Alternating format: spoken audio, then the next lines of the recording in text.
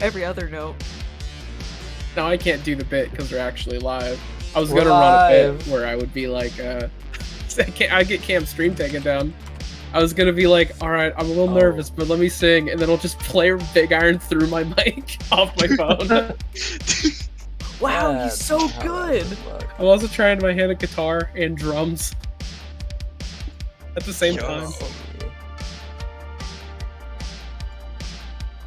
See, you gotta do it. You gotta get voice mod. Download an MP3 of the song and then upload that to your voice mod soundboard.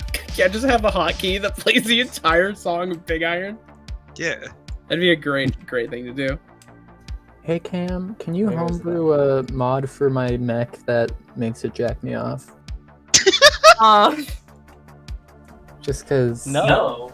Well, now the stream's demonetized. Now I am the Master Chief of the mech universe.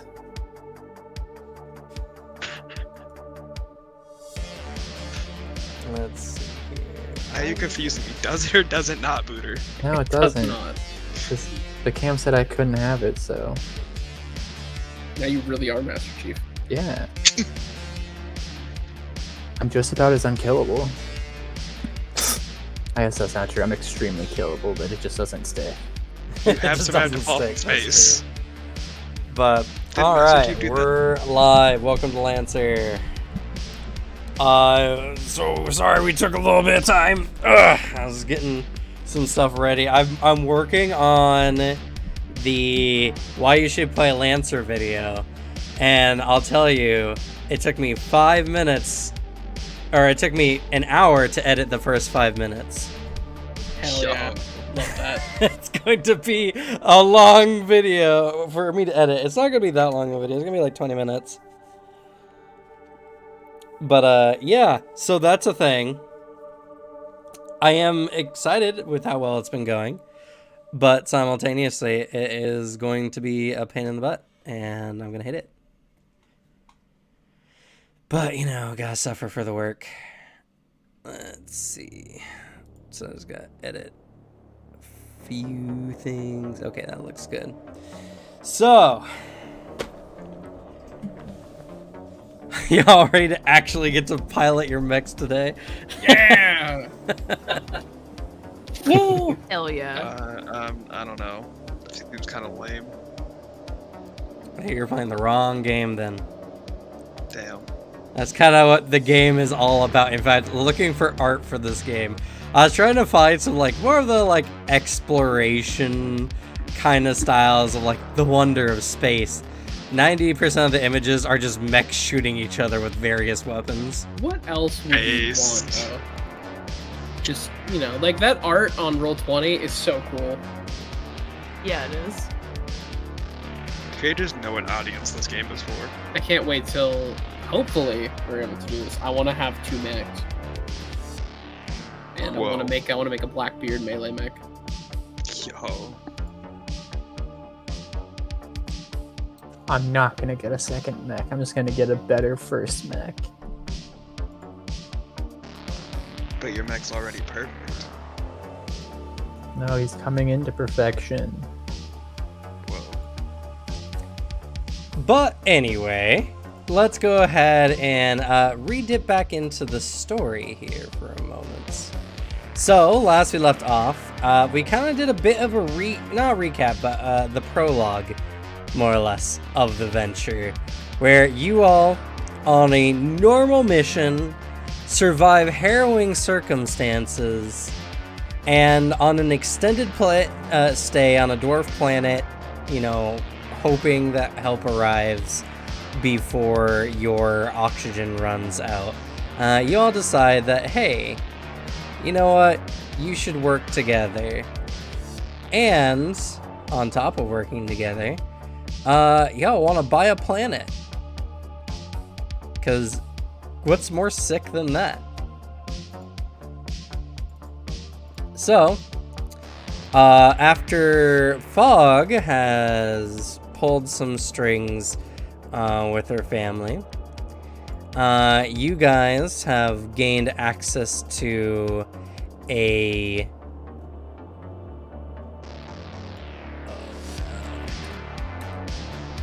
Sorry, 1 second. I hate how they do this. Is it really that bad? I'm trying to pull up an image of where you guys are gonna go, because it's a really good image.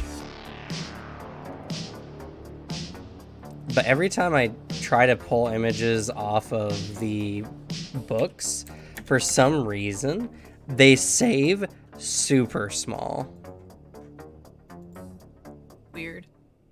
It's very strange. But anyway, Fog pulled some strings with her family, and thus you guys have been given access to a very fancy ship and some information on where you can go to get some info. And currently you guys are working for Corpro, and also for some reason this image is just not saving in any decent size.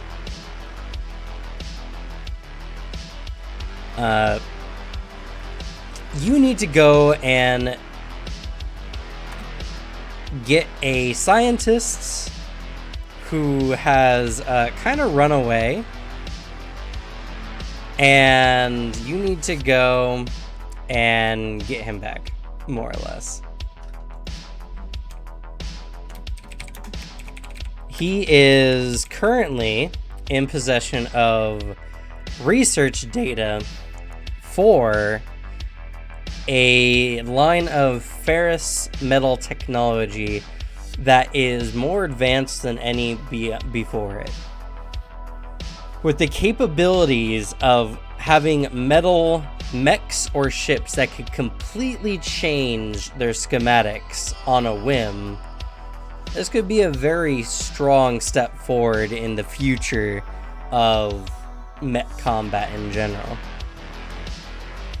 And he's escaped somewhere out to the Long Rim. So the Long Rim is mostly inaccessible. There's only one blink gate that is currently being worked on, and is only ever turned on for short periods of time and only after extensive time between openings. So it's a sector of space that for the most part is completely cut off from the rest of essentially Union.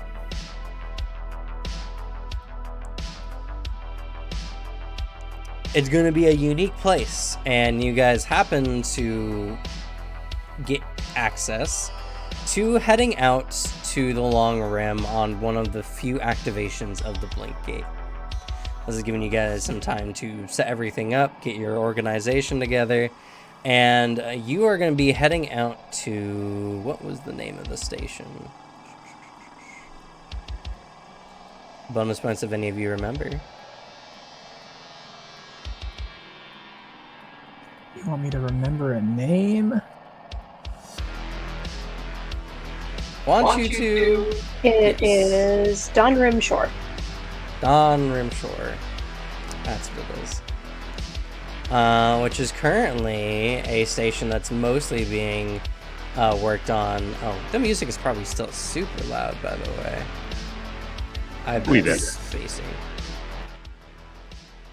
Well, for the stream, I mean, it's probably been super loud this whole time.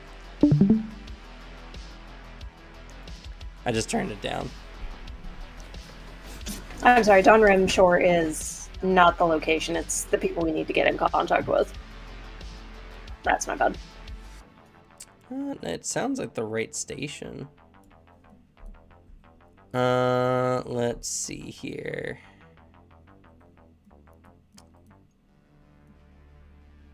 Announcement, let's see.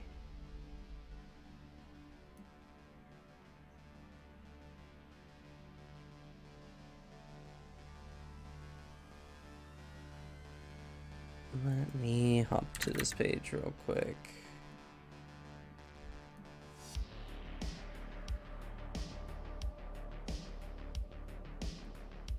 Oh no, Donline Transit Division is the ones you guys need to contact. They're a IPSN state security force.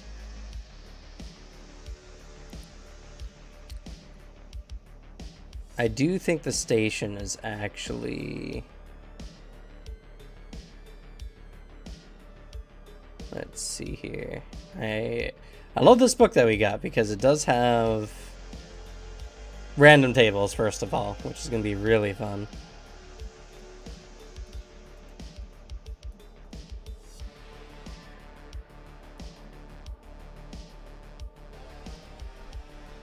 What is the name of this place?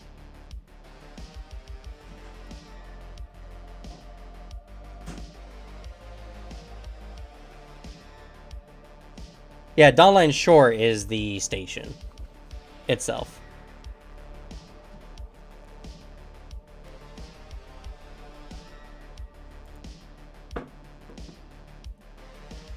So, with that, you guys set out on your new ship, Honk Heresy, into the deep reaches of space. And I believe I have now gotten the image I was looking for, so...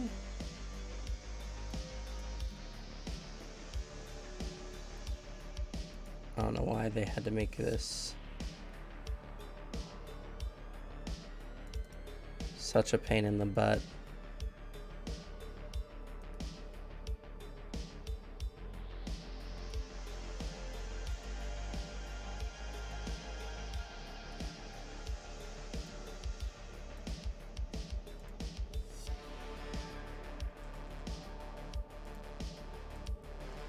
I love this image, by the way.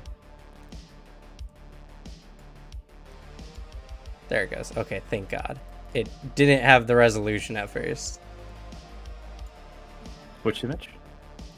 1 second. You'll see here in a moment. Impatient. I want to see it now.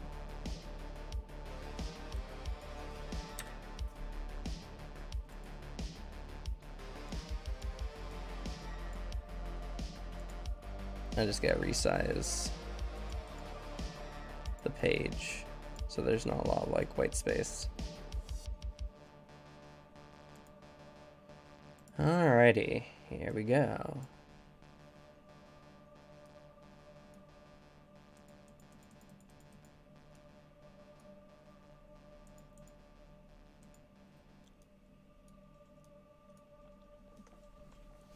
Haha, the monkey. So, you are given a brief amount of intel when it comes to the long rim. The long rim is towards the proximal end of the Orion arm. The farthest inhabited like region from Cradle, from Earth, and all the capital worlds. It's known as the Empty Transit Corridor, as so far, this far out, there's not that much infrastructure. In fact, to some of your teams probably dismay, it's so far out that even the OmniNet is not properly hooked up. And there's a lot of dead space where you can't access the greater reach of society. Out here, the various pilgrims, wanderers, and land hunters and refugees are not looking for habited worlds. There are no habitable worlds in the Rim currently. If you live here, you're living on free-floating stations or in habitats built directly onto asteroids. There are many flotilla-style communities with various ships hooked together by long umbilicals that have been reinforced, and the ships are all set at a constant speed in the same direction.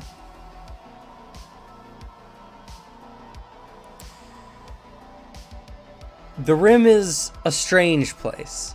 Even air is a commodity, as even though most of the breathable air is recycled, processed, and extracted and filtered through pipes, there are varieties of oxygen miners who sell oxygen to the elites to breathe nice, fresh, non-recycled air.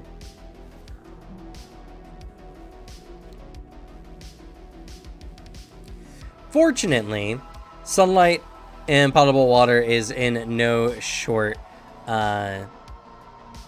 shortage here, and some of the larger stations, like this one we have imaged here, which is known as Rawa-ko, which I wonder if I can copy paste this directly. Otherwise, I gotta figure out what the accent buttons are, which is always annoying. Yeah, how do you get the fancy accents on your keyboard? There it is. Yo.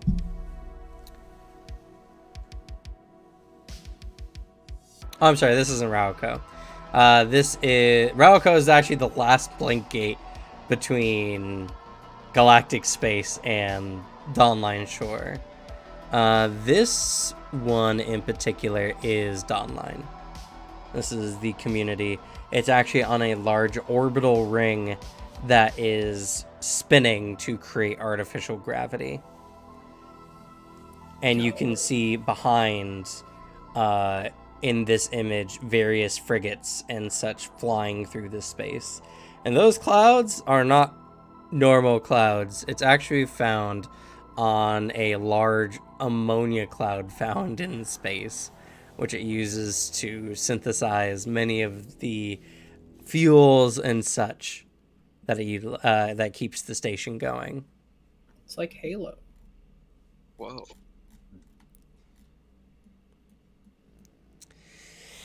So, it's a very precarious affair, as they tell you that the blink gate is only going to be open for 5 seconds. and you need to get your ship through in that time.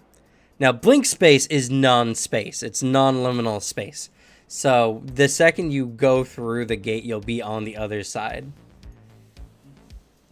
But if the ship doesn't cross through in that threshold time, a part of your ship might just get deleted. Oh no, not the honk heresy. We cannot destroy the Honk Heresy. We just got it. Alright, y'all, we just got this in agreement with Devin, but I can only get so many favors from my family. I mean, if worse comes to worse, we could always just, steal something. Hijack a ship and take that.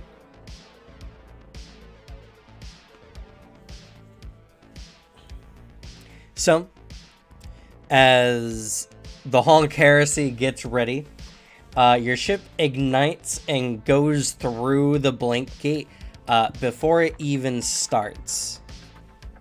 And there's just a brief moment.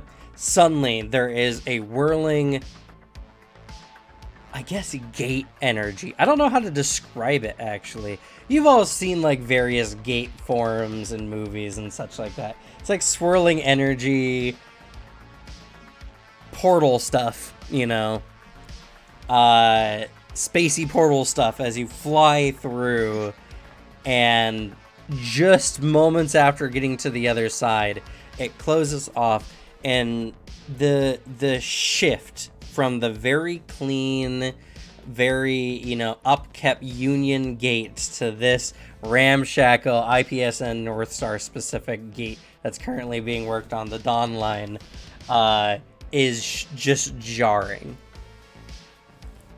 It looks rickety. Everything is tinted with a slight amount of rust, and the space is filled with a variety of loitering frigates and the such, as you guys have entered into the Long Rim. So, as you've set on, your ship speaks to you. We've entered the Long Rim. Where would you like to set the course?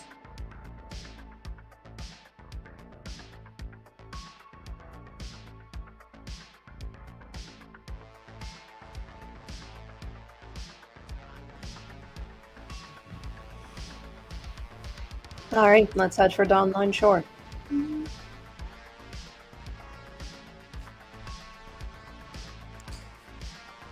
Ebony takes the ship, and you guys begin to head towards one of the orbiting docks.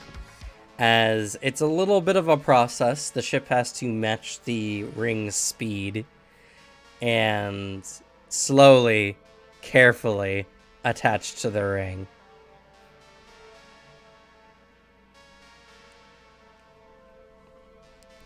Now, your ship is fancy. It has its own gravitational generator inside of it.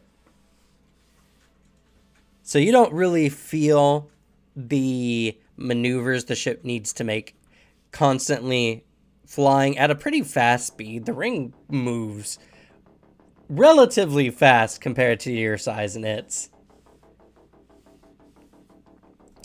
But the ship also has to rotate along with the ring to maintain the umbilical as well.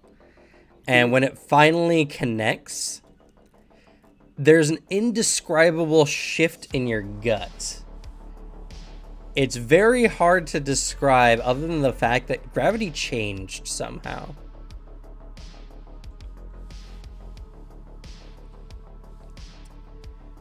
And you've now properly docked onto Dawn Line.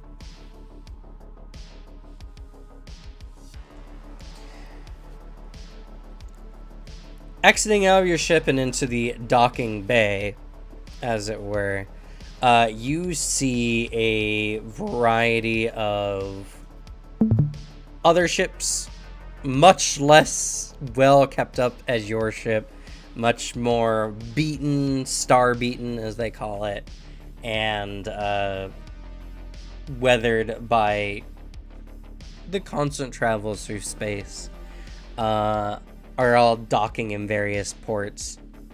And peoples from many cultures that you probably wouldn't even know begin exiting off of their ships and heading towards what seems to be a main thoroughfare as you head out. And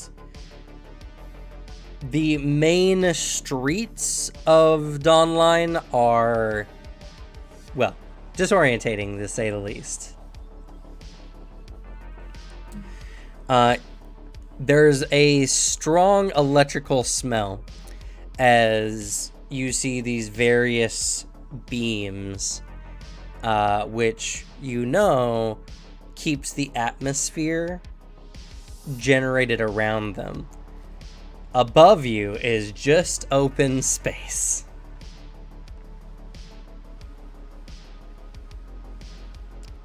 It's a very precarious affair. These kind of setups are not standardly used for the multitude of reasons that you could probably imagine.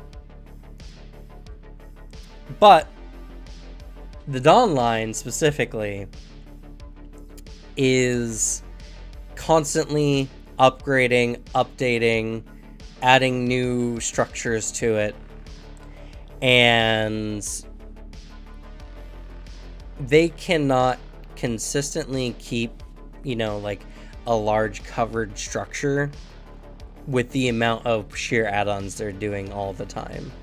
So to get from structure to structure, building to building, you need to walk the various streets, knowing that it's just a thin amount of atmosphere and I forget the name of the barrier they use. It's a unique barrier that has a 99% coefficient for removing the radiation and space debris. So you don't die just by being present on what's essentially the exterior of the inner side of the ring. And you see a variety of people of all makes, kinds, all levels of projected wealth and whatever that means. You see street vendors actually bartering with cash, which is unusual. And a wide variety of various species of creatures, mostly pets, some of which you've never seen before. So, now you're here. What do you all do?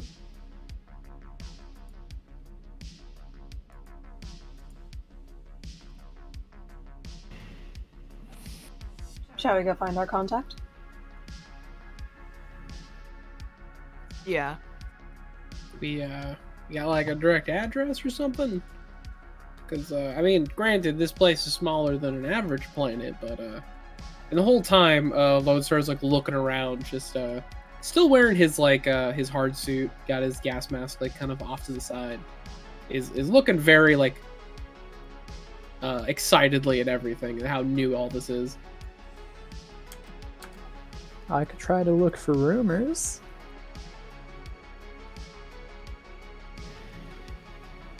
I mean, if they're a military outpost, they're going to be easy to find. But we can still ask around, but that may make us a target, too. I feel like we're already a target with fancy new ship we've got. Something happens, I mean, we can easily take care of it, I bet. I mean, that's going to depend on the rules of this place. Because we can't just murder someone in the streets without any consequences for actions. We could knock them out. We could murder someone on those streets, and then when consequences come our way, just murder them too. That's a lot of murder. It is not a very good look for building up a good rapport. That's true.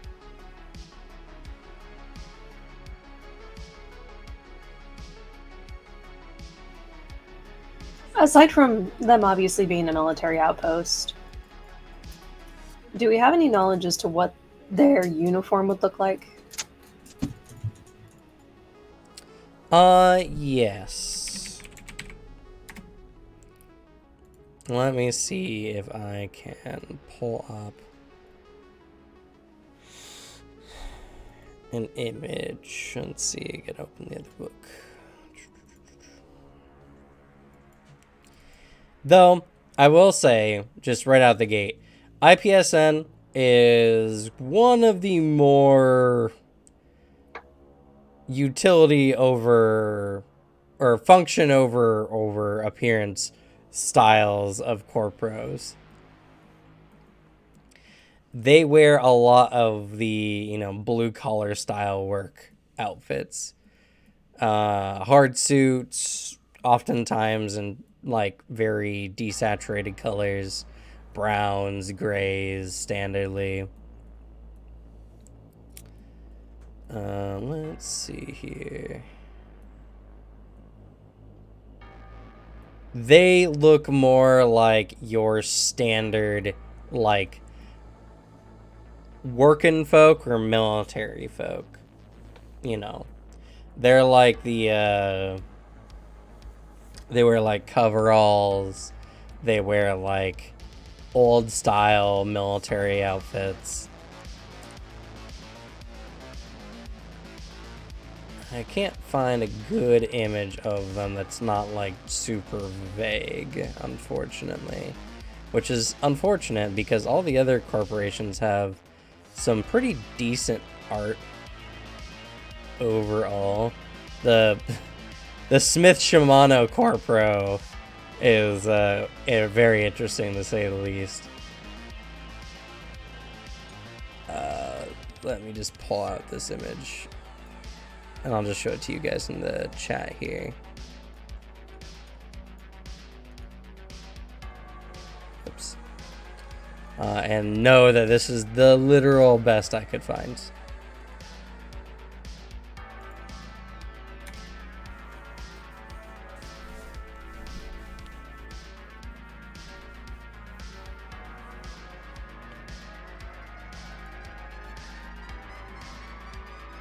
I guess there's also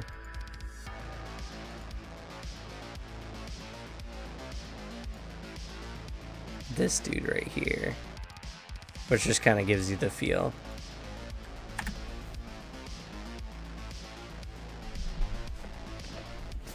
Yo. Look at his Alrighty. standing cup. I mean, that's how you know. Got the good thermos going. Oh yeah. Yeah, yeah.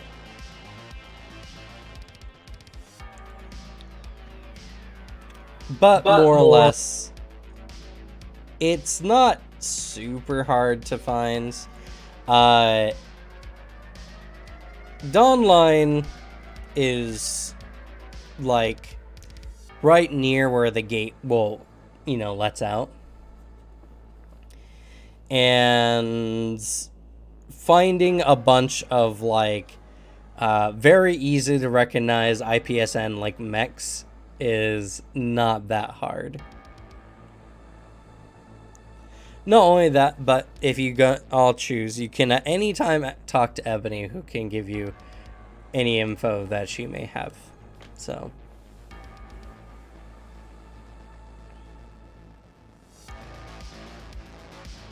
But regardless, it's gonna take some walking to get where you need to go.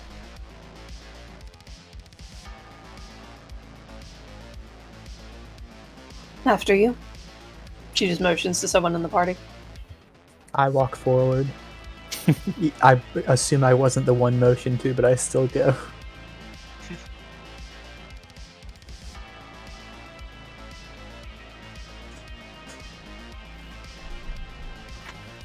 I'll follow. So what are some of the unusual animals we're seeing as we walk? I wonder, do I have a table for that? Because I actually might. Oh, like, are we at full repair capacity again? Yes. Okay. It's been literally like months since your guys' Just making- initial meeting.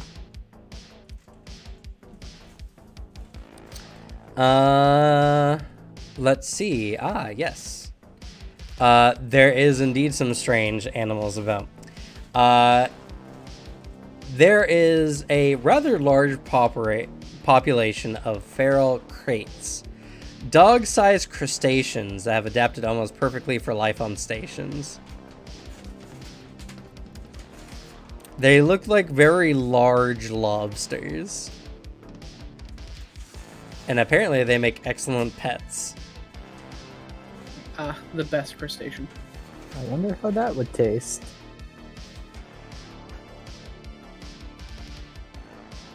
Me too, Well, we but- know one of Slug's short-term goals now. It's a lobster, though, not a crab. Slug doesn't care about lobsters. Yeah, Only lobsters are crabs. just crabs waiting to happen, and that just makes them a fake crab. Yeah, but now we need to collect all the pets we come across. Fill out our Pokedex. Yeah. Yes. We steal someone's pet. Just How run much off. room we got on the Steal ship? pet, write it in a journal. It's my Pokedex. How much You can room we just got start on the a ship? zoo on the Honk Heresy and charge people. I mean, it's literally the size of a yacht. We could start a zoo. Yes.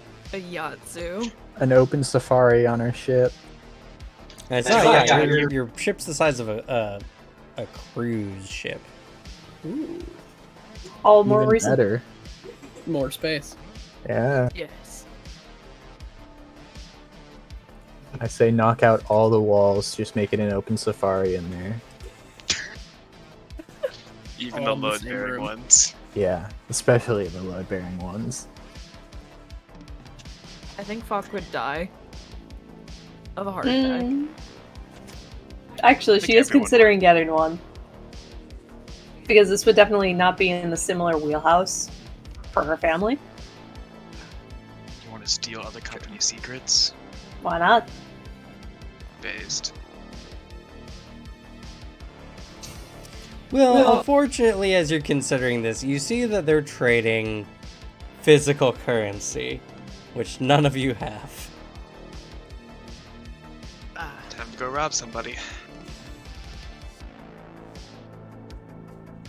That's always how it starts out. We go, we make a dumb name for a ship, and then we become murder hobos.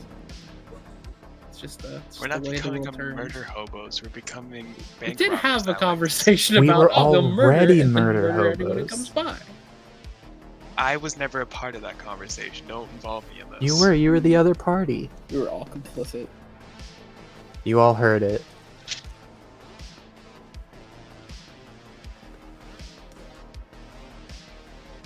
But probably make our way to a good old military base.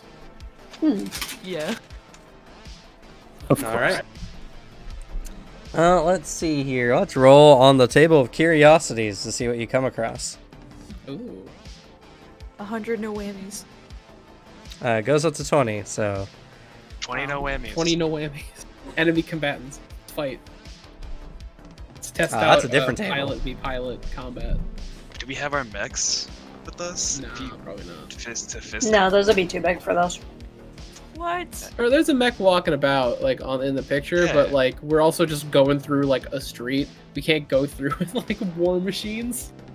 I mean, our half-size mechs could. Yeah, but we don't have that many half-size mechs. The rest of us are at least size 1 or higher. We have 2. That's all we need. Yeah. I got like 2 guns on my person, so I'm fine. I mean, the goal was to not stand out as much as possible among the civilians. Our ship already makes us a target. Oh no. Alex, I have a gun and a rocket launcher. Just carrying around a rocket launcher. Should I not? How's our It's funny. D20 looking, Cam? That's just asking for someone to fuck with us.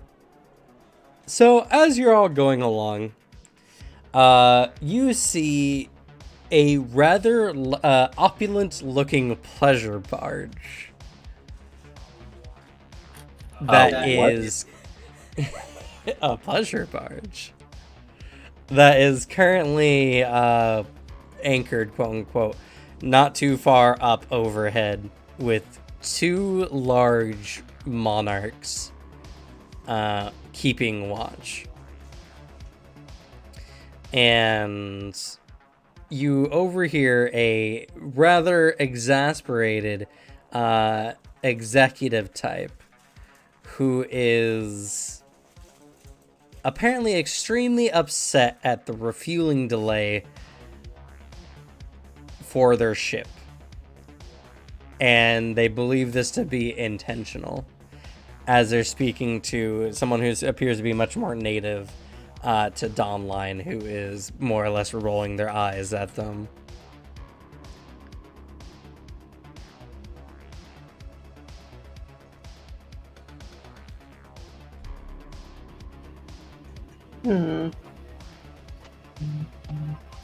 Corpus.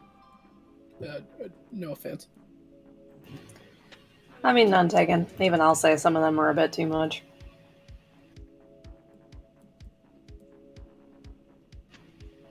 But I can't knock them for the work they do, so.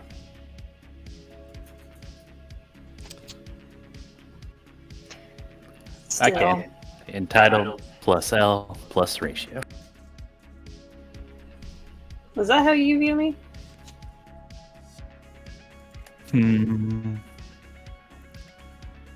We'll see. I hate your character, Teffin. I'm just gonna tell you right now. You make me cringe on a very deep, primal level. Kind of As a the point. zoomer, I hate his character. Devin's the reason I'm a murder hobo. Just a bit of a skill issue, honestly.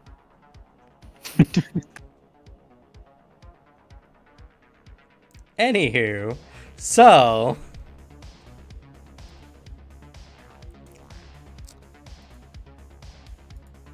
as you're all kind of heading off, you eventually get to the base,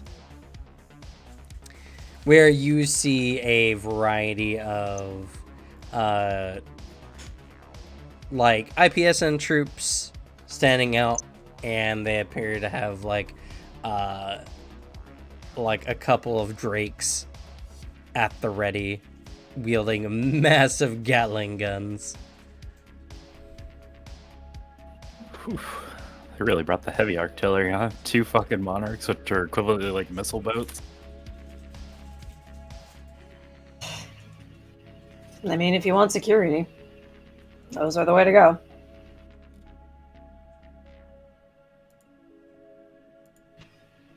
So is it like an open walk-in to where we can go, or does it seem like we have to talk to someone to get in? There is a large gate that seems to enter into this military structure, and there appear to be several human-sized people on guard there, along with the drakes.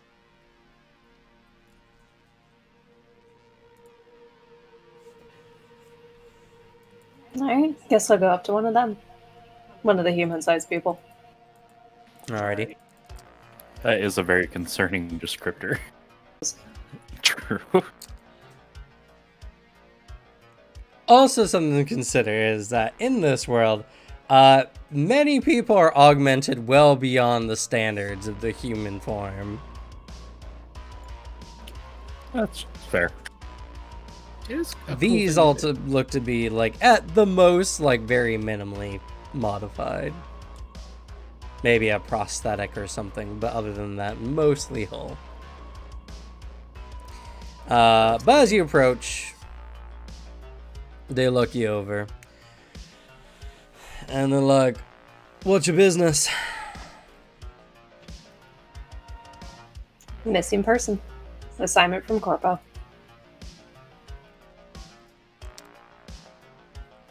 What? Send us your information.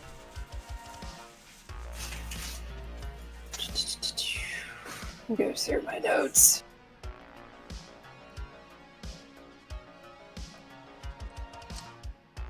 You more than likely have some kind of device, you know, that can transmit data. Quick question: drop your info. Did Corpo ever give us a name for the scientist? Or are we just looking for a random Joe Schmo somewhere in the universe? I think I have forgotten to do that yet again. Just to Let's name see. somebody. It happened. I think we brought this up and you specifically said that we weren't given a name. No, they would have given you a name. Let's see here. Do I have a random name table? Please give me a random name table. That would be nice. Just name him like Jeremy. Jeremy. Yeah. Spaceman Jeremy. Jeremy Space. Jeremy Space.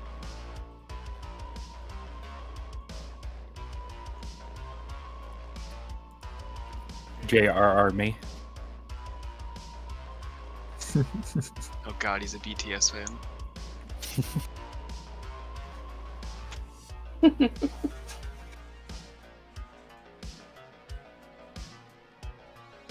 That's why he's like out traveling the stars. He was named Space, so we had to like follow in his name's footsteps. It's a really interesting character, like backstory, if we get into it, which I hope we do. His great grandfather actually created space. True, I was He there. invented it. Yeah. Mr. Well. Space, it's an honor to meet you. You're my hero. I wouldn't be here if it wasn't for you. Not the man who invented space, but just someone traveling it. Yeah. He's your hero. Yeah. Hero by inheritance. Association. Oh, Yeah. okay. Not inheritance, it's much better. It's a pretty hefty family legacy. Yeah, it's a hereditary title.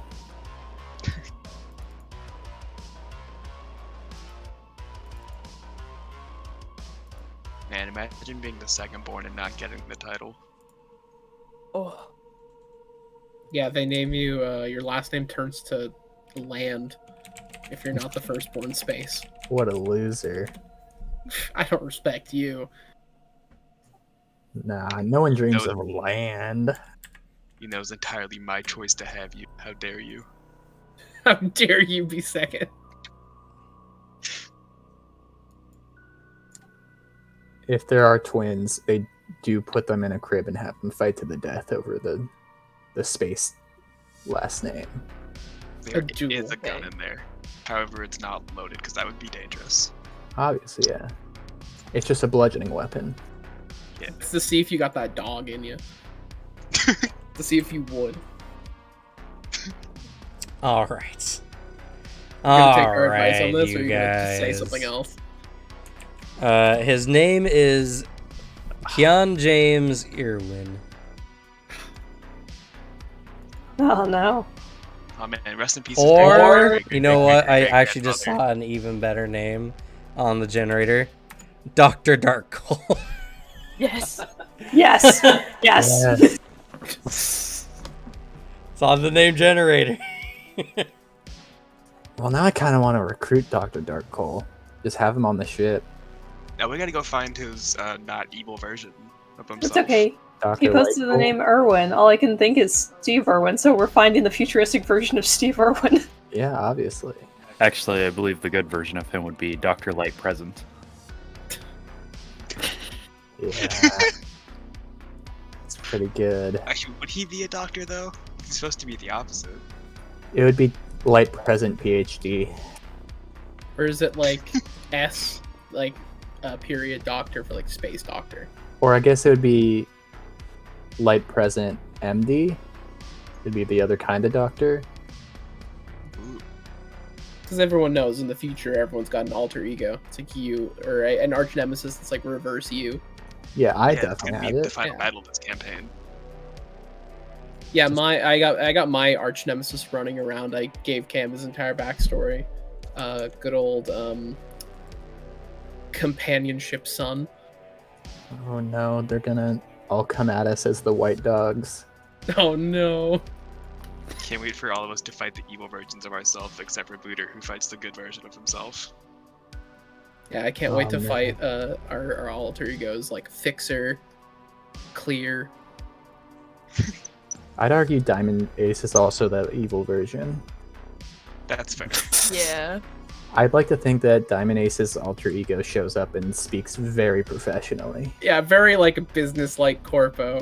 Trapezoid spade. And then a Anyway, full- unless you guys don't want to use your mechs today, We do. Guys, we need to use our mechs. It's fun to make up. Quick, someone blow me up. I recommend continuing with the story. All right. Yes, we uses will. the device. Uses device to display information. Okay. You send your information over, and the guy looks it over and is just like, "Ah, I see, bunch of Lancers. All right, come on in. Open the gates." Steps aside. The large, slightly worn gates slowly slide open. You can hear the rollers tumbling as you're all permitted to go inside. And as you go through the gates and into the compound, it's very utilitarian. It looks like you're just walking into a large central hangar for ship repair and such like that. As there is a large variety of ships and mechs currently being prepared, as well as a bunch of individuals who are going about who look like they are engineers, wearing hard hats and the like. You're all directed to head into a back room where you are to meet Mr. Marlon Franco.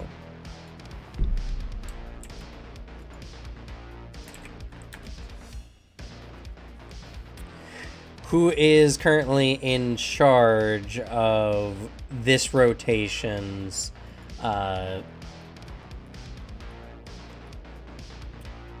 division of security.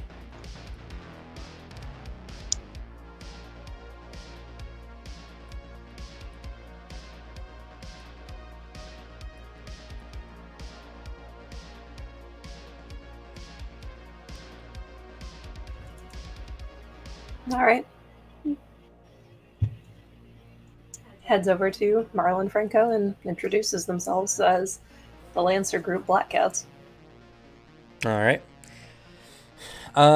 Heading into the back room, you see a small makeshift office. I don't know if you've ever been to like a foreman's office for like a construction site or for like a manufacturing facility. It's not pretty. It looks like it was put up with like corkboard around, and it's just kind of just a place that's just been sectioned off. Inside you see a rather gruff looking man, very tawny, dark skin, very gruff, like hasn't shaved in a few days, dark, thick hair. He looks at you with his kind of beady eyes and wrinkled face. You introduce yourself and he's just like, yeah, alright. There are a bunch of the new blood Lancers doing some work for Corporo and inconveniencing me with your time here.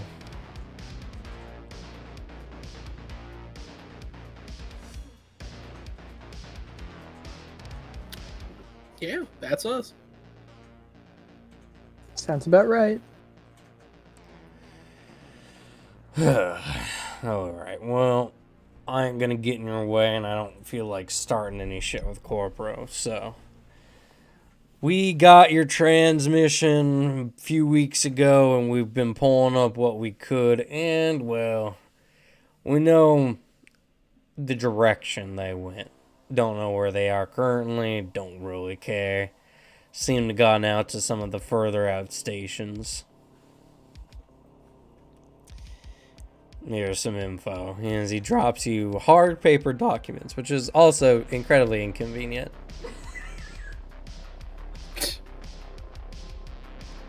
I pick them up very enthusiastically and go, "Oh wow, you're the worst." Aubrey shudders. And we're not looking to start anything with IPSN. We're just here to do our job. I don't know. I kind of prefer the paper bag, as he's like also poking around at it. Here you go then, bud. Yeah, you'll take it.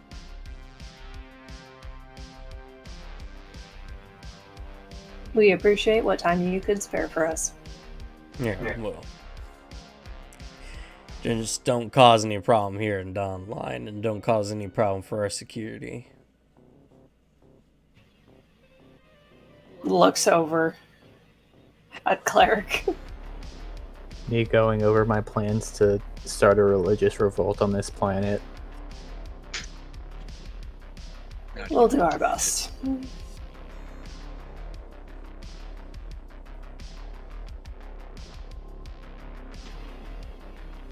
Alright. May as well look over the papers. Alright. It is a large 40-page document. And, you ever watch, like, the old, like, Alien movies or wherever, where everything looks like that hard, like, data sheet kind of stuff? It's all like that, presented with no flourish, no real intent on making it easy on the reader. And it takes a few moments, but you start recognizing that these are entry points and like entry admissions and exit admissions for a variety of stations not too far off from Dawn Line shore.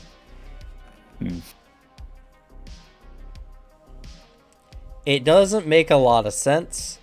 If you ask Ebony extrapolates some of the data and creates for you guys a visual like map of the chartered space around online that shows a clear line that the individual has been heading.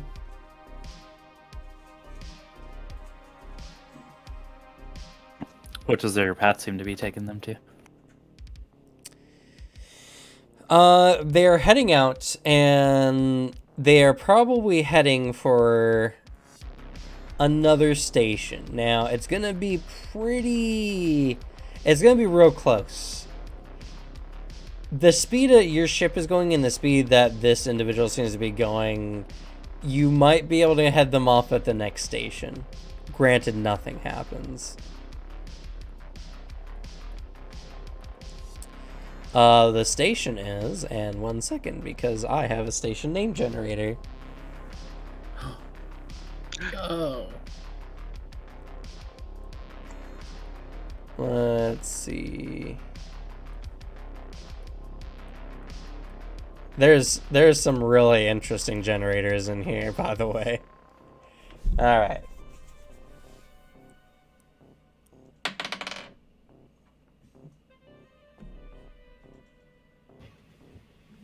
What's that, rolling actual dice? I was wondering that too. Also scared the bejesus out of left. Sorry, baby. I know we don't roll actual dice that often. Interesting. This is one of the few entries that have literally, like usually it has a variety of options, but this is just one. The station name. I see. You're not gonna let me. That's unfortunate. All right.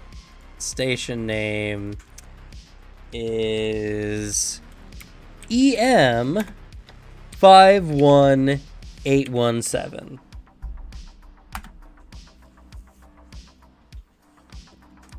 And its purpose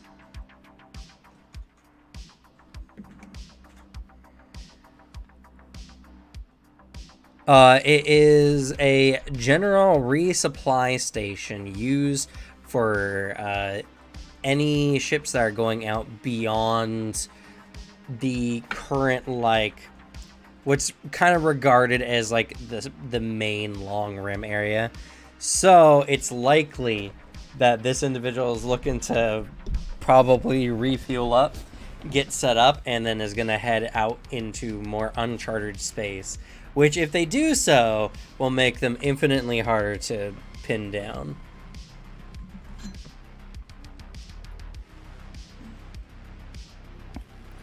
Sounds like we gotta cut ahead and beat them there if we can.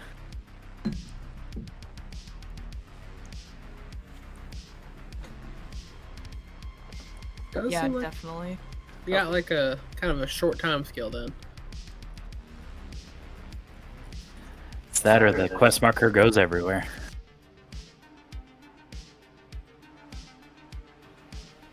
I still have no idea what the heck you're saying. That'd be No, unfortunate. yeah, if he's it making a went lot of somewhere. sense.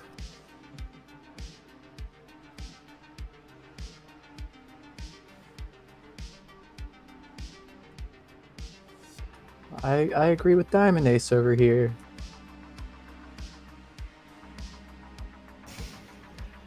Well, I guess we got our coordinates.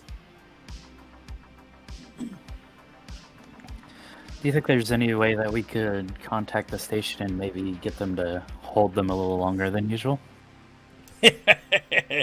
Oh, kid, you have no idea where you are. We barely can message the next station over. There's all kinds of dead space between here and there. Ugh.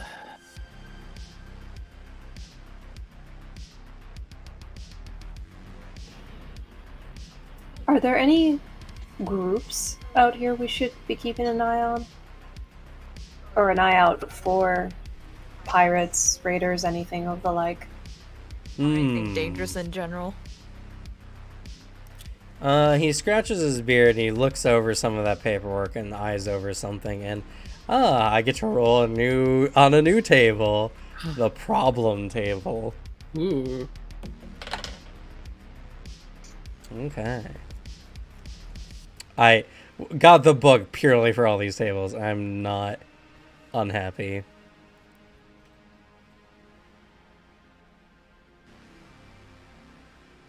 I see. Alright.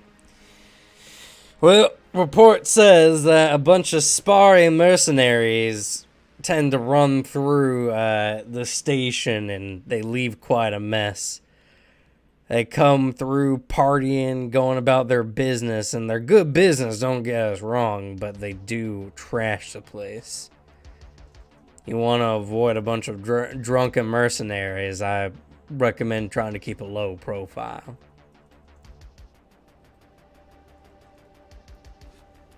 And let's see here. Any one of you, or all of you, I suppose, can attempt a check to find out information on the Spari. What kind of check? It depends. If you have any proper triggers. If you don't, it's just a straight check. I can do word on the street. If you took some time to look around and ask for sure. And Spari is pretty much SPARRY. RRI. Oh, they're special little things.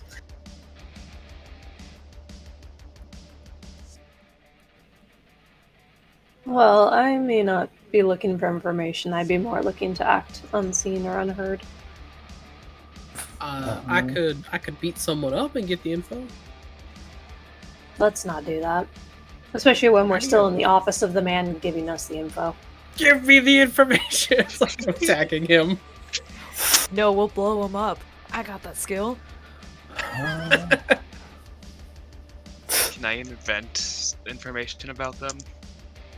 No. Are we trying to get information out of this guy in particular? This is just to see if y'all were even, like, remember or have heard anything. Alright, I'll roll my grid. So we can just... Yep, I'll use my grid. Yo! Actually, not bad.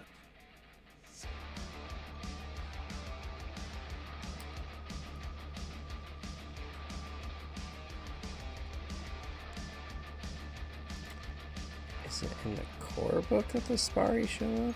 I know I've seen a section on them.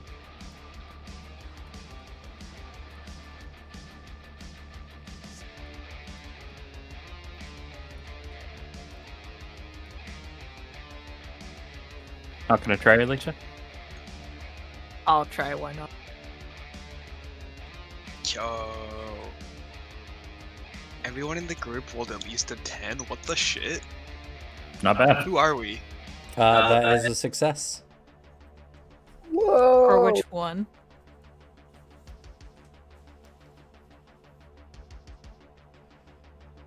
Let's see.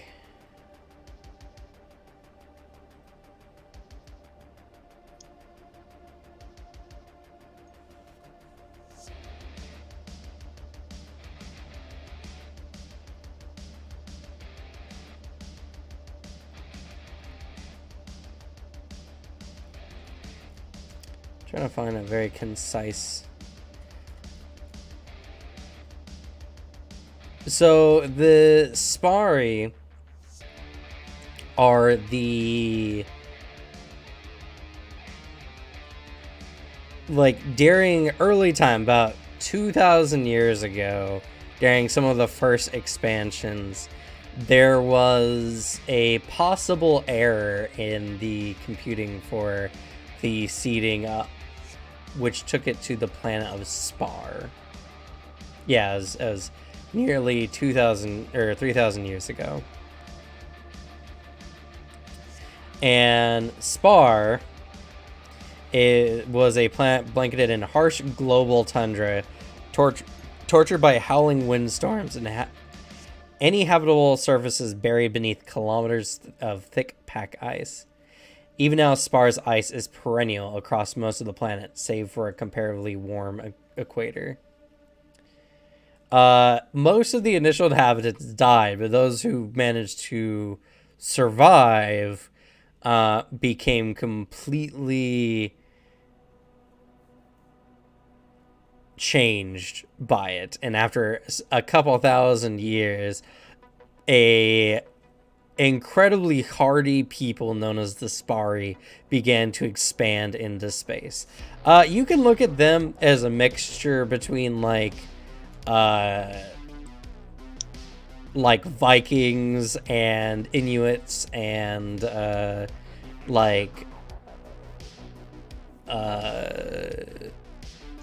it's not, Hun is not the word I'm looking for. There's a different term for them.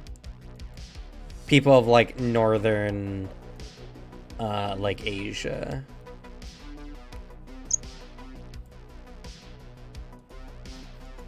Thinking Mongolia? Yeah, Mongolians. Yeah, there we go. Here's an image of Spari peoples.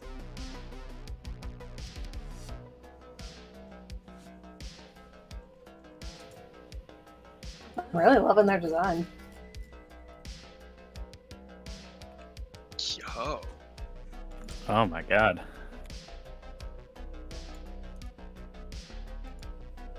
I'm honestly surprised they're not rocking atlases. Atlases were not found for their planet, actually, as atlases were for other planets that had much more wildlife on them. That's fair.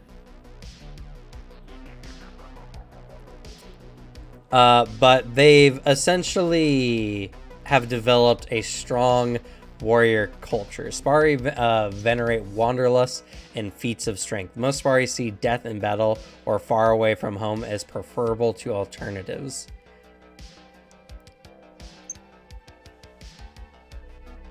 Jesus.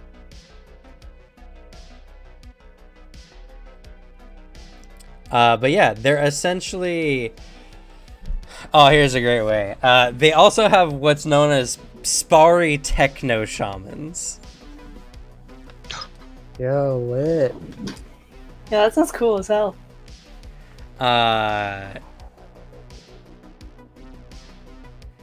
Which have given them a deep, almost spiritual connection to the technologies that were originally sent with them on their planet. They are some of the most renowned and fearless warriors in all of Union space.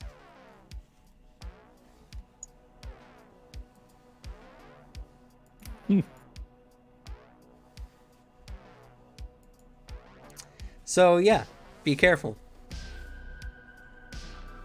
But yeah, everyone knows generally who the Spari is, which I guess is not surprising. But yeah, you pretty much like just mesh together all the northern cultures on our current day and age, or at least our past. That's kind of who the Spari are. Okay.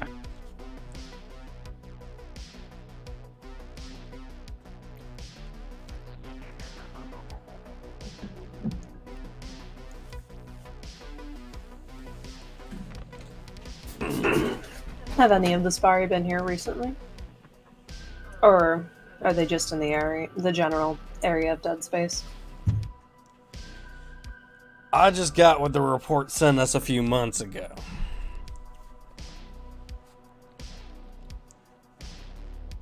Other than that, I don't know anything that's happened at the station within the last, 6 cycles.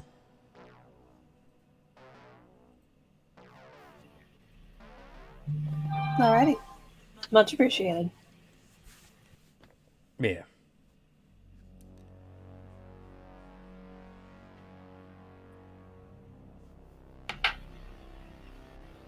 Also, one quick question.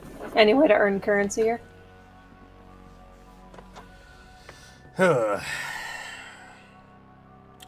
Trade anything shiny you got, I suppose. To be fair, we don't really keep much. We're pretty much get everything from what comes through the warp gate every once in a while, but I'm sure the locals are looking for spry mercenaries, lancers like yourself to do any kind of work. I'll pay any number of creds you're looking for.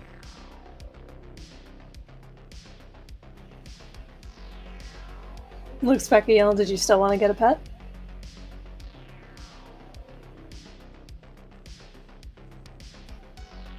Yeah.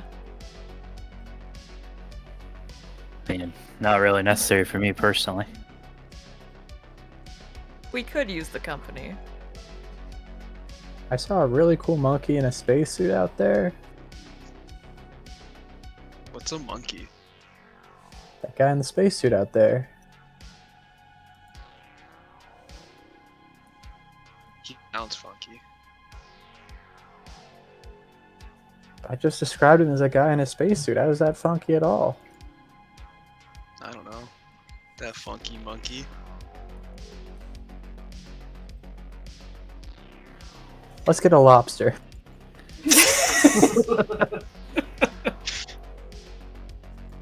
Oh, Well, there's a good chance we'll come across it while we're out here. Just something to keep in mind before we head back through the gate. There's another image of a guy with another one of the station's interesting creatures.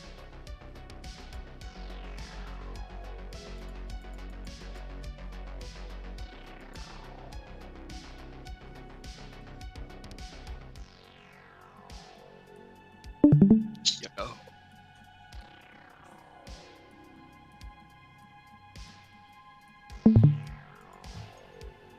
It's literally a furry goblin. We need one. That's just Lancer's version of Stitch. See, that I would 100% be willing to get. That's a good pet. We should get a Stitch.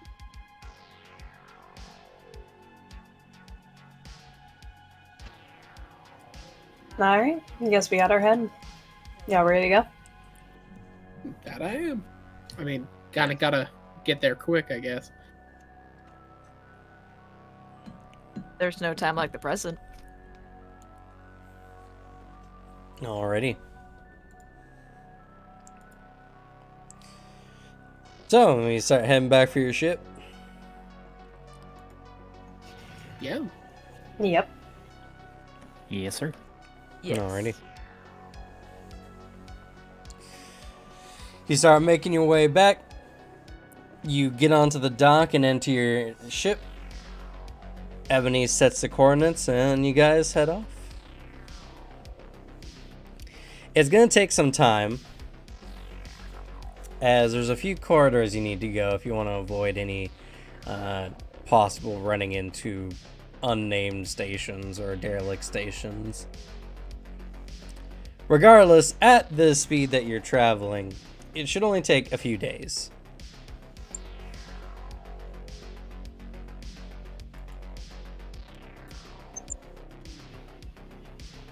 And it's still going to put us ahead of the scientists before they get there.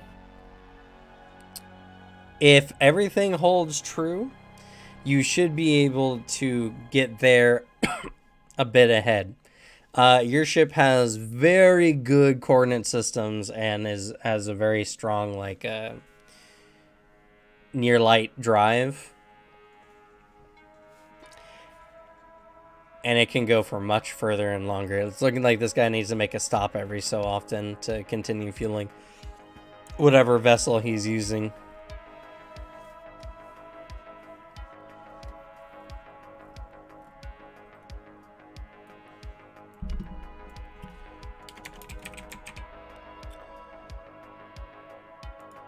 Let's see here. And I've been actually looking this whole time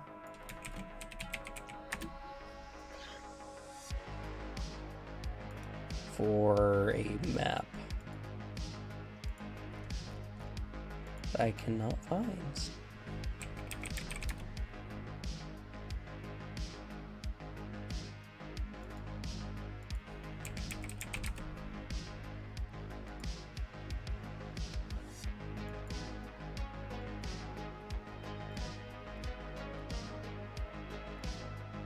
Which is rather irritating, honestly.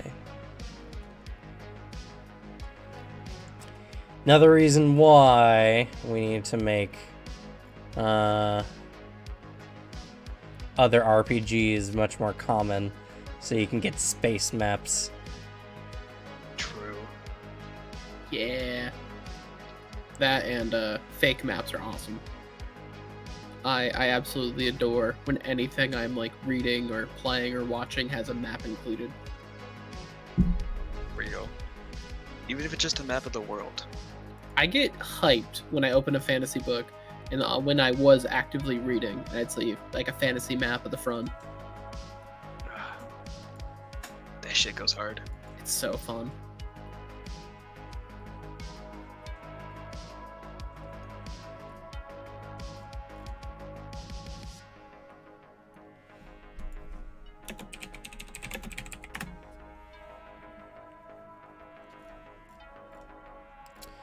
Because I'd love to give you guys... Unfortunately, like, as much as there's really great art for Lancer, there's almost nothing as far as, like, maps are concerned. It's all, like, character art.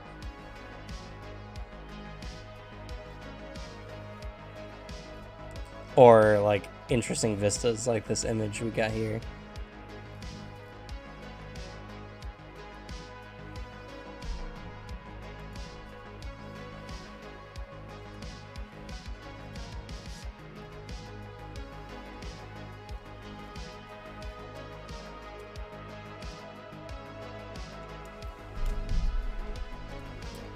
Why is this so hard?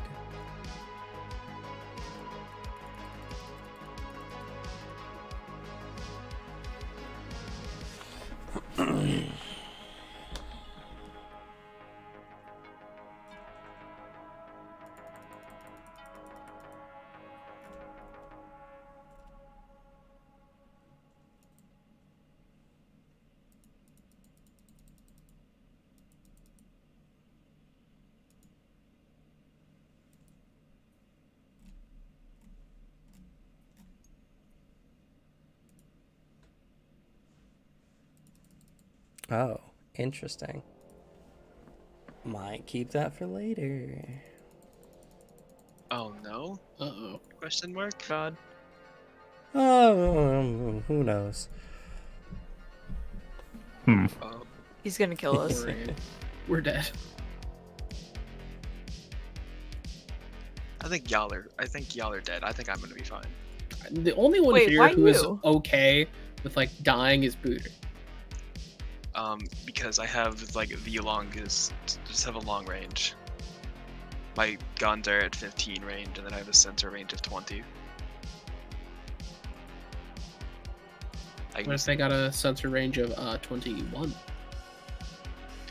Well, yeah, but I just need to be within 20 to do all my tech attack stuff, so it doesn't matter. I can just run away. I could just slam into it. Yeah, what if it's flying? Ah, shit. That's why Alicia's gonna get the jet propulsion eventually. Or someone's gonna have to toss me.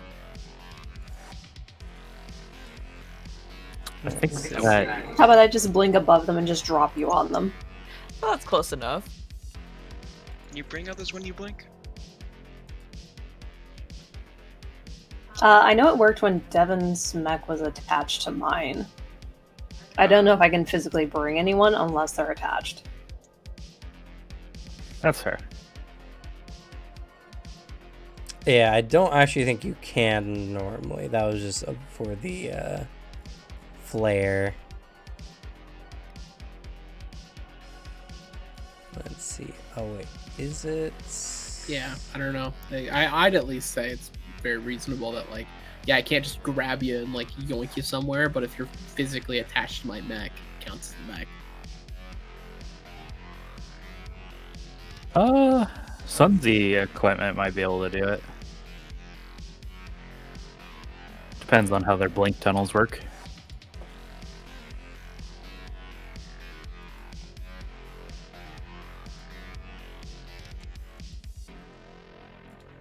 Didn't I just add this? Oh, wait. Oh, no. Oh, good. Okay. Brilliant. Awesome. I don't know why all the minor links are broken, but that's fine, I guess. Not really. Sweet. Okay. So, not long after you head out of the Dawn line, you find a corridor and you hit into near speed of light flight.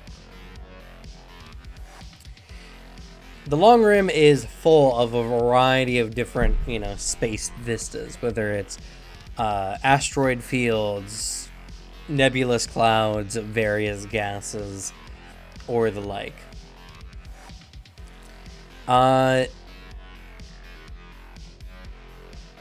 There is a sudden shift as the ship begins to slow down.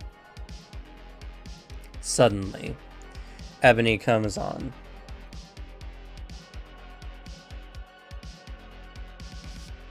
We have come across a neutron pulse. Near speed of light deactivated.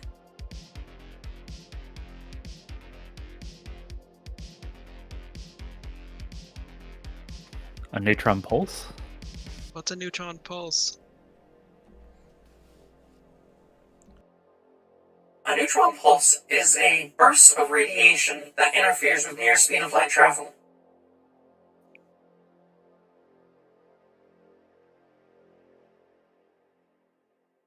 Since we've slowed down, will we be okay? That depends. We are nowhere near a neutron star.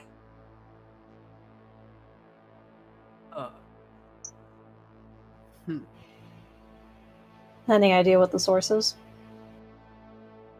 Locating.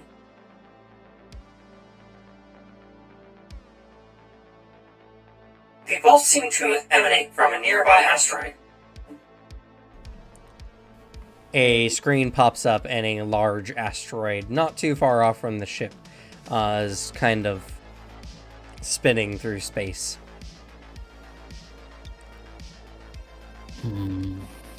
Possible ambush? Possibly, since there's no star. It's almost as if you say that on the image, you see a variety of small lights begin to expand and emanate away from the asteroid and is heading in your direction. Fuck. Heading to the hangar. You jinxed us. Bogies found. Alrighty. Well, Guess we're getting some good use out of our mechs now. Finally. Hope everybody has an EVA module. Nope. No. Unless we got them, still have them equipped from last time. I mean, Oh, I left boy. mine still equipped. I haven't changed any. Doesn't even have an EVA. Man, dark mode does not work for this, huh? No, No, dark no. mode does not, unfortunately. Alrighty. For all intents and purposes, until I can find something that can accurately represent your ship.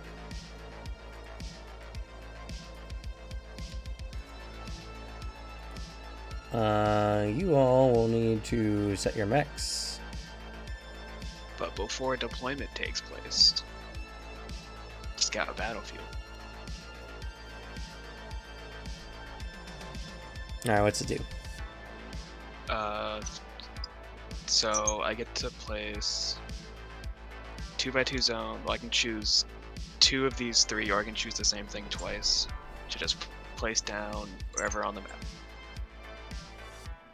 I'm gonna request that right here is a 2x2 zone of soft cover.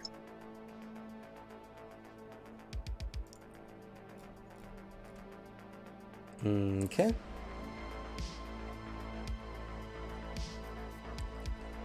Let's see here.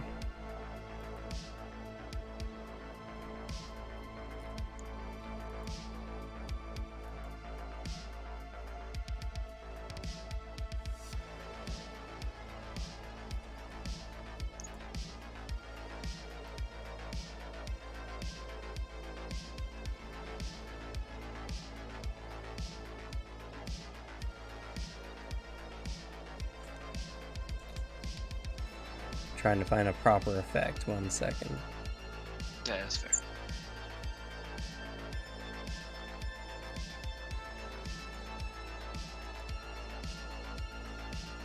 Just random plant life starts growing out of the squares. I figured they were just going to be asteroids we could take cover behind or something. Well, it's Just cross soft that out. cover, so it needs to...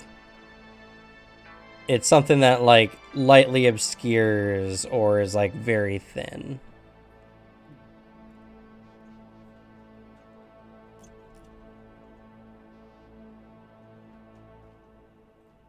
Just a random stalagmite. I don't know which one goes on the ground. I just step in Stalagmite front of you. goes on the ground because it might Yeah. poke you in the ass.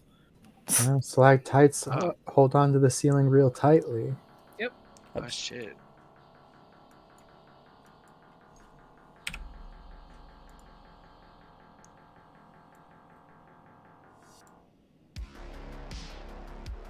Yo. Alright, where do you want it? There. Oops. Is it alt? It is alt. Okay. And you get 2? I can also. Does anyone care about the second one? Anyone want to size 1 piece of hardcover anywhere? I actually have a question about that. Yeah. Mainly, what's the situation with EVA modules? If you don't have an EVA module equipped, then you don't have one equipped. And what does that mean for this fight in space? You're slowed, and you're not considered flying. Yep. Okay, good. I hope that wouldn't mean I'm just stuck somewhere. No, yeah.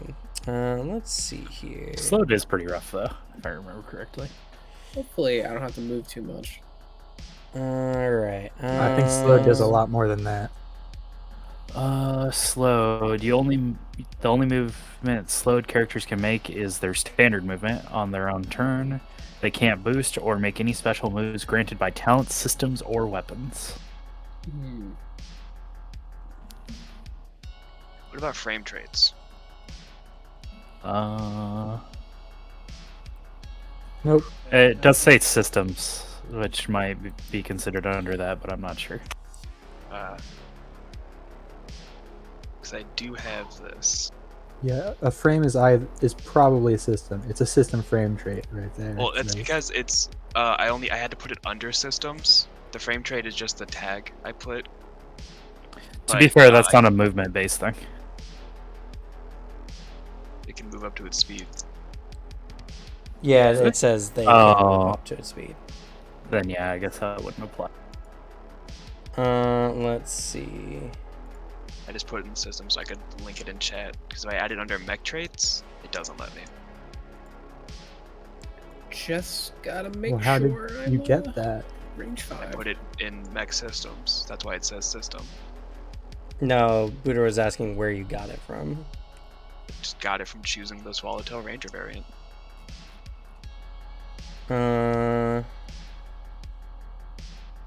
As well What's as this. it called? Invigorating scanners? Yeah.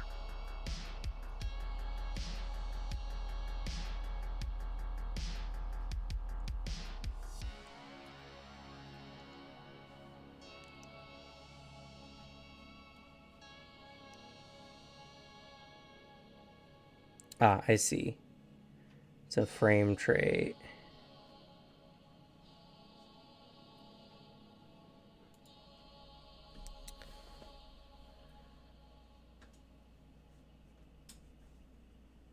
I'm going to assume that it also applies to frame traits. Okay. That seems to be the intent. Sweet.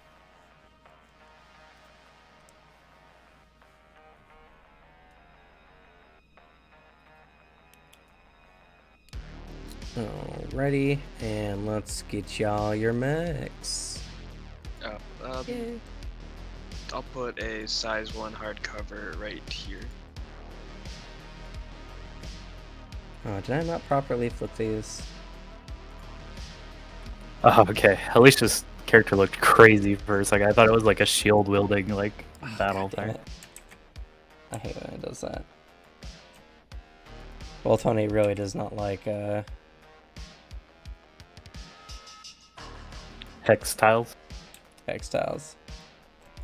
This one's size 1 hardcover. Oh, it's hardcover. Oh, okay. That's pretty good. Dun, dun, dun, dun, dun, dun, dun. This cat Let's battlefield is see. really good because it allows me to just place soft cover in the background, and then I can just do this. Stay invisible at the end of my turns.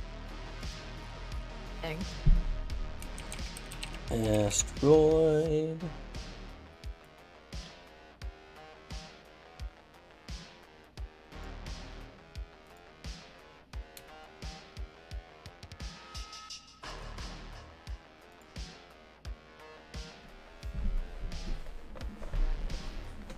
Do we all have EVA suits or No. modules? Nah. Okay. Not unless you have it equipped on your suit. I do have a Spaceborne EVA one.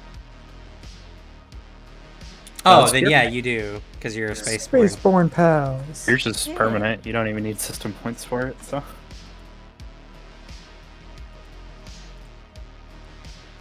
Alrighty. Now I can finally fly and kick butt. And 1 second, I need to change.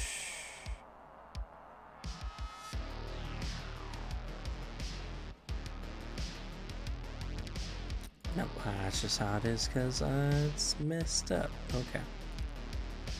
I think I remember. Anyway. Oh. Is it not attached to your... Weird. I could have swore I made sure all your characters had your tokens attached.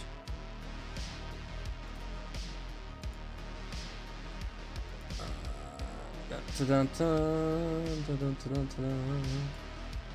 at least they should have been attached from the last time we played. But that's fine. Tokens.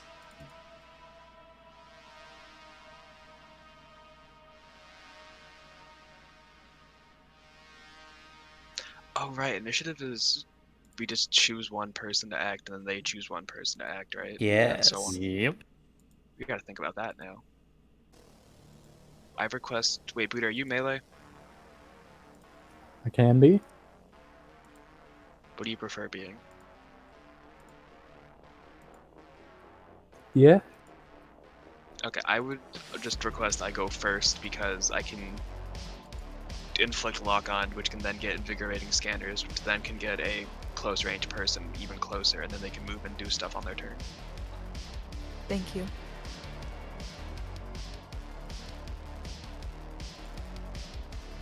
Fair. And I was right. Let's see. There we go.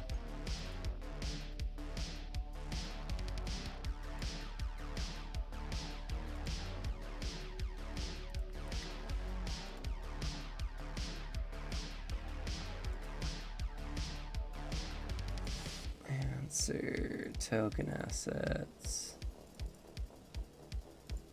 Okay.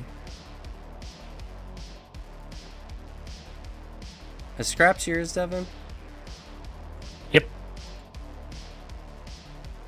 It's the name of the pilot.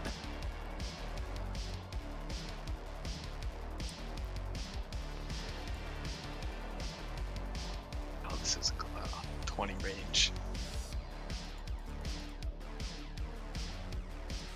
Alright.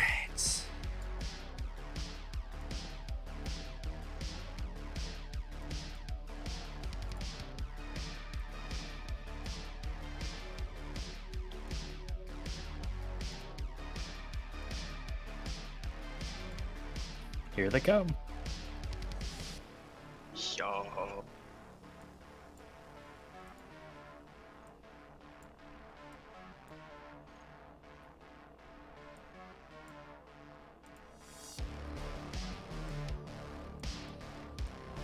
Alright, I just gotta get within range 5 of our combatants. Ah shit, I can't move my boy. Yeah, we gotta get ownership in a bit, but first Weird. gotta post them all. Oh. Size 2! Oh, right, that is a size 2. Yeah. Alright. Fun fact about my soft cover I deployed over here. You just have to be partly in it. You don't even have to fit entirely in it. That's really good. Nice. Size 3, I think, is this entire hex, right? Yep. Yeah, is an entire one. So what is size half then in comparison to us, since we're like size 1s? Yeah, I get could out of show here, you. Destroyer. See this corner here and this corner here? I'm one of those two segments. Jesus! Y'all are tiny. Yeah. Makes it even funnier you being able to push size 3, goddamn. Alright, I can do a boost whoever is slowed. I could try to throw you guys in a direction, if you guys want to do that. Slug's fine being this far away. I mean, I would appreciate some help moving, because I gotta get within range 5, and then I'm set. Alrighty. So, where are they about? On, like, this farther asteroid over here. 1 second. Yeah, we gotta get our stuff sorted, then we can see the enemies. I don't know why when I create the tokens for your characters, for some reason you guys aren't given control of them. It's like it's on your character sheet. Yeah, I have no access to mine. I'm getting to it. Not fast enough.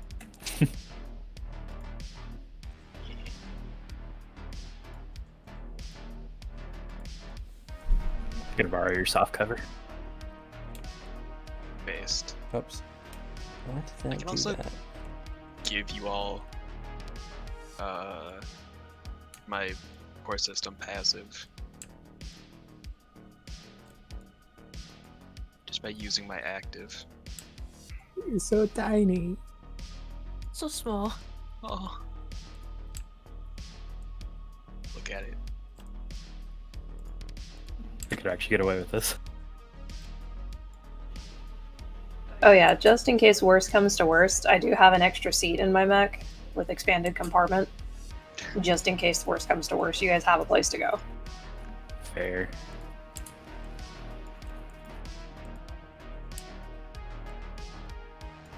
Yeah, I want to reiterate I'm fine. again. I think I'm the only person in the party who cannot leave my mech. Can you not? I will die. I have no You way have to a hard breathe. suit. We've been over this. Yeah, if you have a hard suit No, or even a not my flex suit. kind.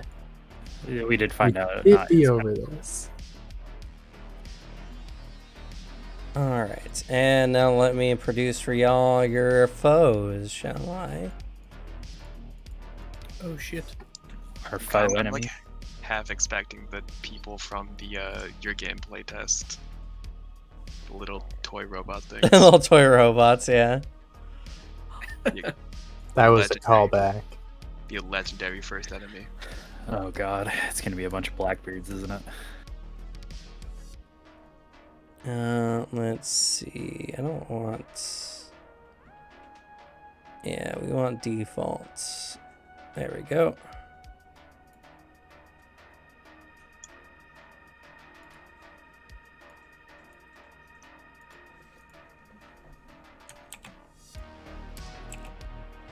Do you want to leave our viewers on a cliffhanger and then go to break before we start this? Because it's almost 6. Oh, that's fair. Yeah, while we get the battlefield set up, we'll go on break. Sorry, everything's been a little disordered. I could have swore I set all their tokens up beforehand. And also, why is it so hard to find on Roll20 space assets? Ridiculous. D&D's not set in space. Yeah, that's weird. Yeah. It's okay. We'll get it figured out. But yeah, so we're going to go ahead and take a quick 10-15 minute break while I finish setting up the map. Should have did this a bit ago, but whatever. We'll be right back. Bye-bye. I feel bad for these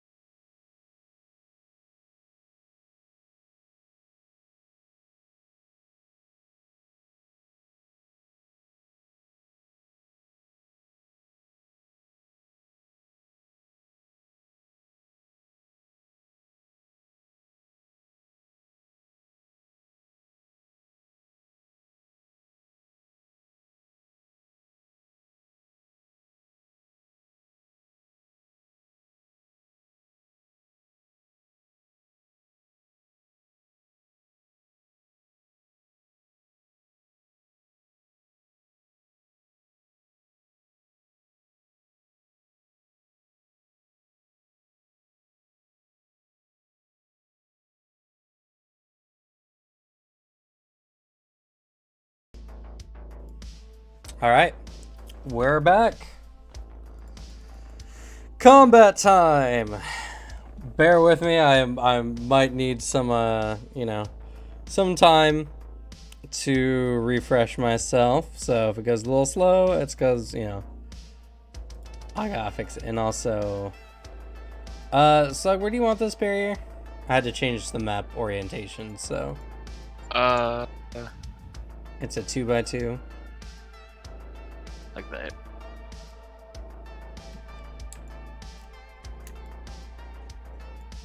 Oops. Why?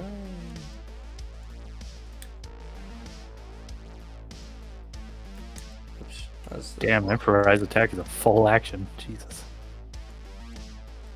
There you go. Sweet. Alrighty. So, how the combat works is you guys take an action, then the enemy team takes an action. You keep alternating until one side runs out of units, or well, both sides run out, but when one side does, then the next team just continues on. So you guys get to decide who goes first. And also, Ebony is gonna start here. What are the 2 red hexagons above Ebony? I have to make that, otherwise the token doesn't snap appropriately on the grid. Ah, okay. Because unfortunately, Roll20, it snaps to the center of a square. So if you don't have a even image, it doesn't work. That's lame. If I make them completely invisible, it doesn't count for some reason. Huh. But speaking of, Ebony has this skill. Yo.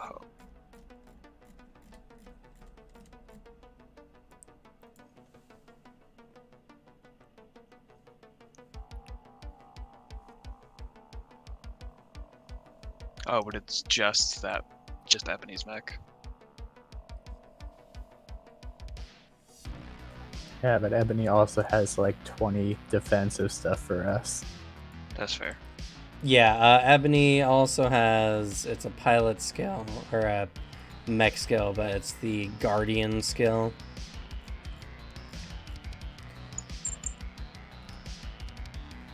Which, let me see here.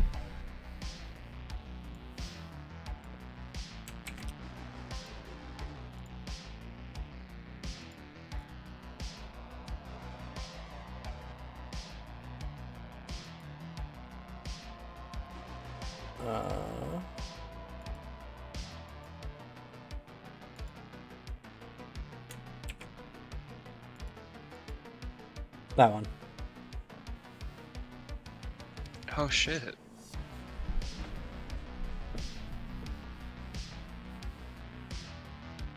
Is that even if you're in front of the mech? You gotta be behind it.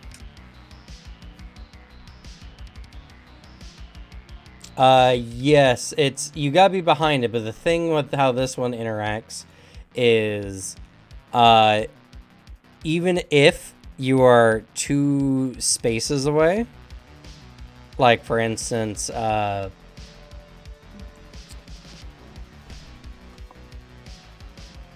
little goblin mech up here in the corner, whoop, that's not what I wanted, counts as being adjacent. So this space counts as hard cover because of Ebony.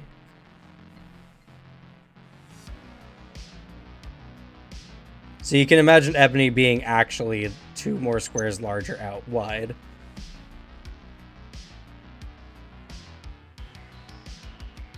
Wide mech, goddamn.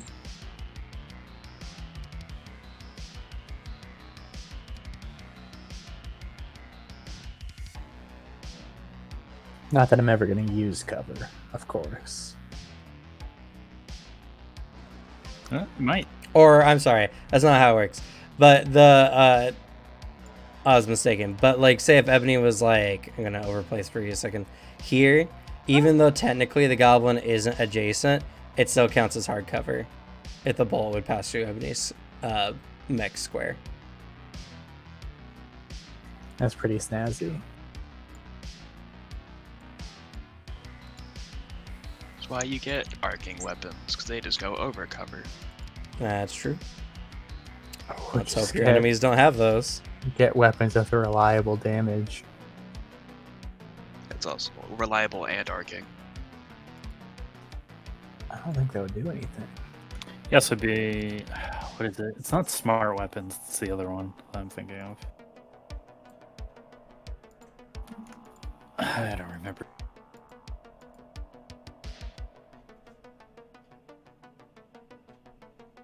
But anyway, so who's going to go first on your guys' side? Me?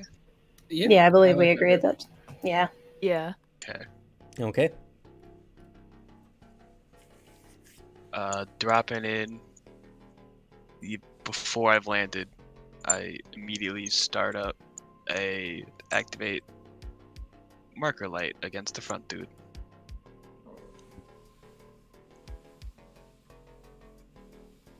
Tech attack. Okay, and this is a full tech attack, so it's a full action. You can't take quick actions or anything like that. That's fine. Okay. Just so you know. Alrighty.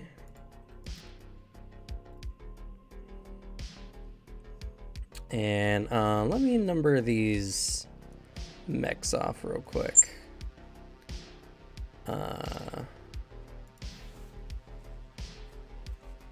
don't think I put the markers on this game. 1 second.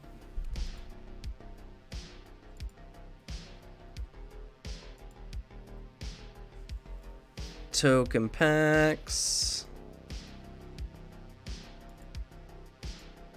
Gray, yellow, blue, update. Okay.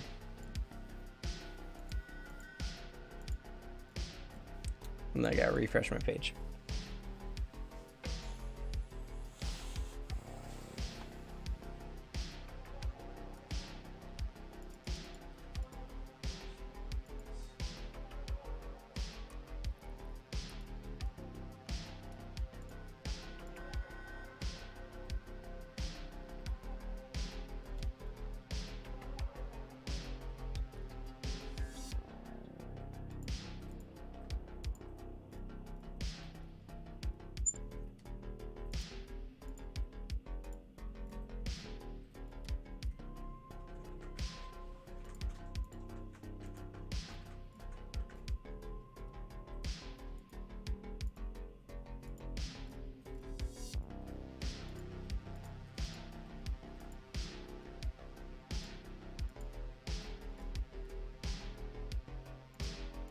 Alright, which one are you attacking?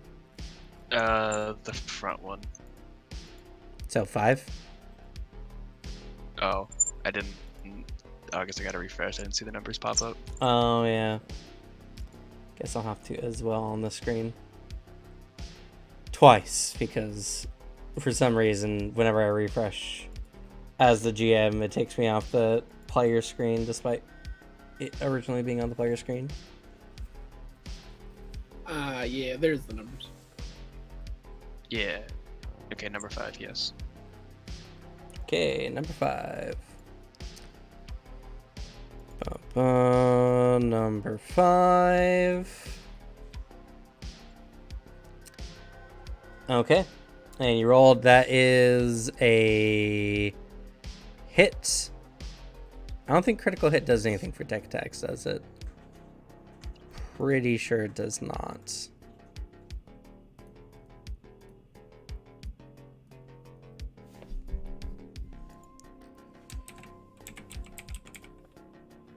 Because anytime you roll over a 20, it is a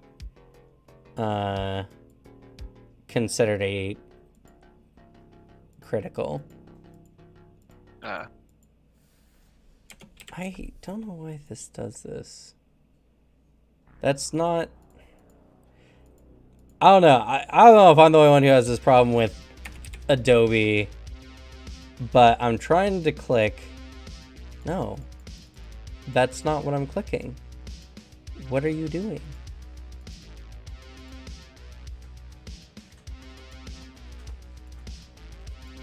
I do the Control F to look through the program, and it's like, oh, do you mean every word that starts with the letter you press? It's like, no, I'm clicking the button that says the word I was asking for. Let's see.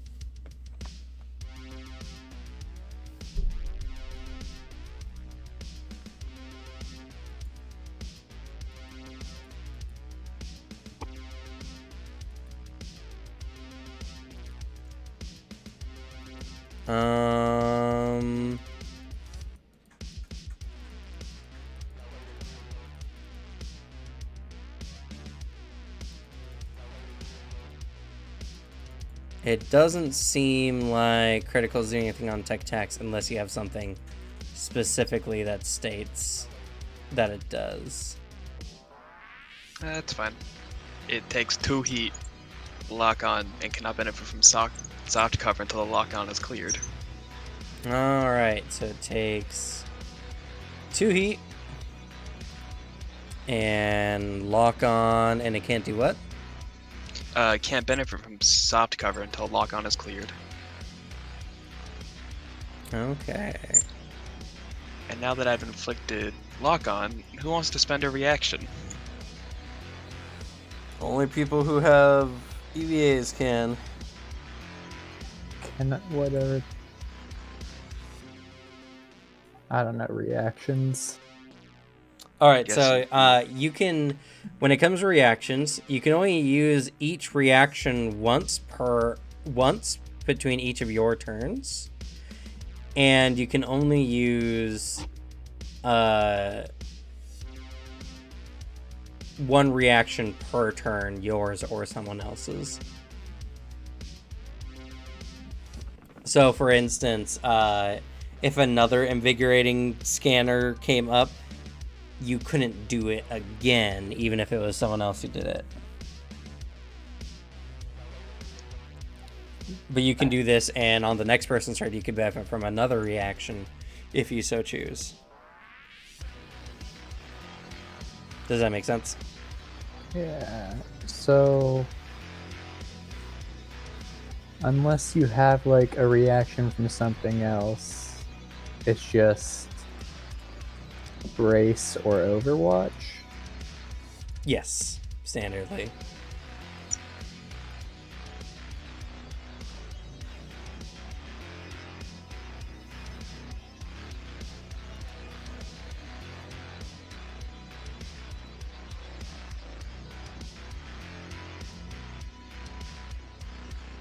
So is anyone taking the invigorating scanners of the 2 people who can? I could, but it wouldn't benefit me well. Sure, why not? Oh, do you also have an EVA? Yes, I do. Oh, Okay. 4 of us do. Because I think 2 of us are Spaceborne and the other 2 of us just have it equipped. Yeah. Yeah.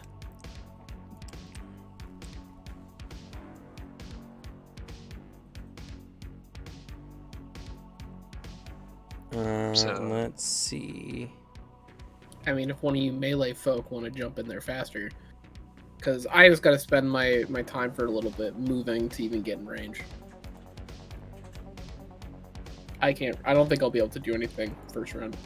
I don't have an EVA on this on the fog unit.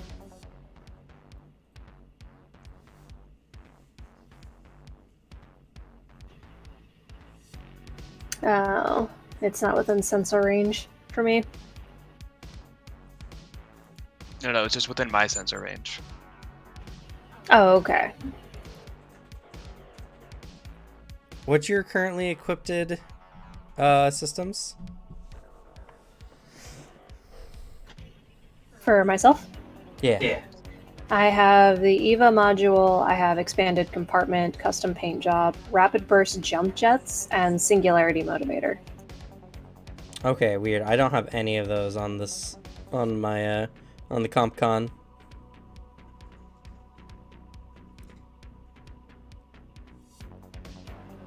Oh, that's really strange.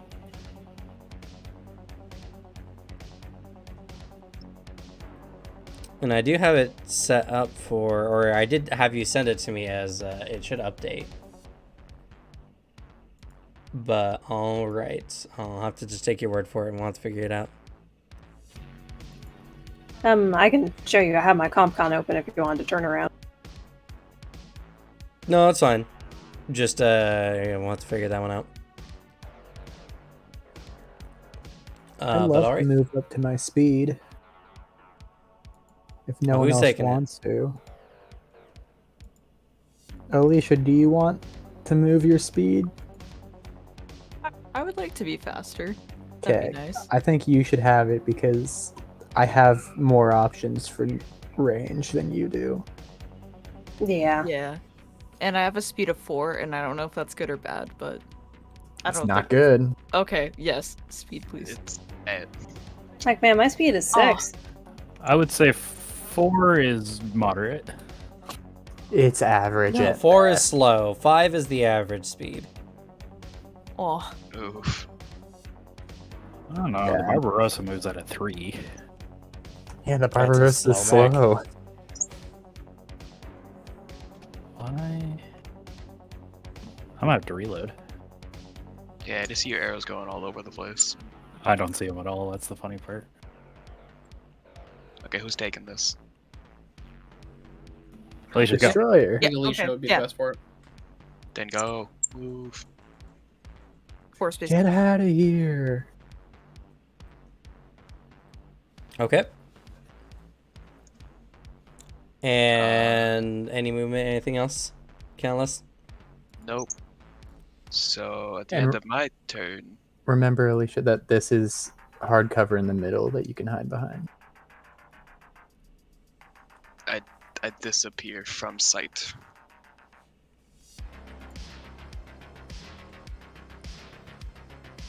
Okay.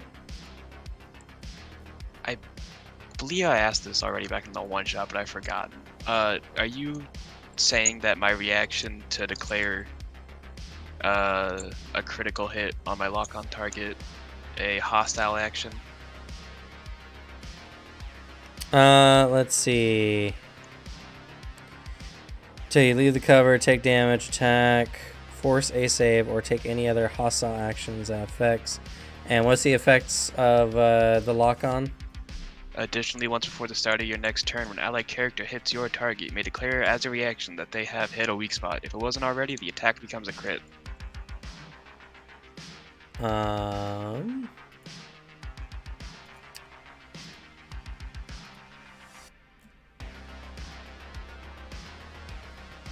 That's given to you by what? Just activate marker light. Okay, and that's one of the systems you have, I'm assuming? Yes. It's already posted, right above my recent tech attack. Let's see. I'm looking at a bunch of different screens. Make tech tag, take 2, let's see. Turn when an ally character hits your target, you may declare as a reaction that they have hit a weak spot. If it wasn't already, the attack becomes a critical hit.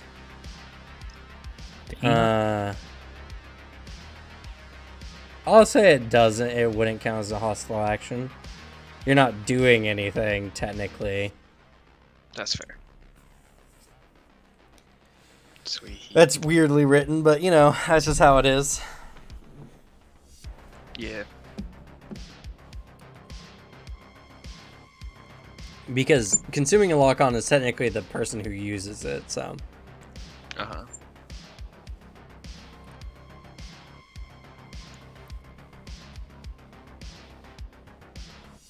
Alright. Enemy turn. Let's see here. Well, 5 is the most forward, so 5 is gonna go. Let's see. 1 second. I'm using the, how do I...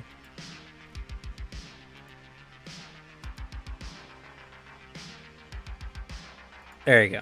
Enter. Alright.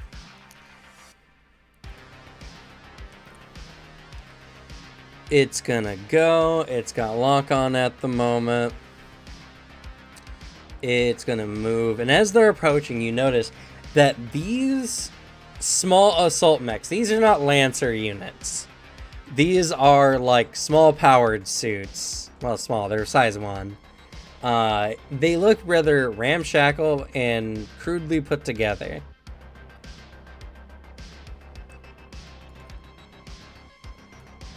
It is going to move. What is your speed?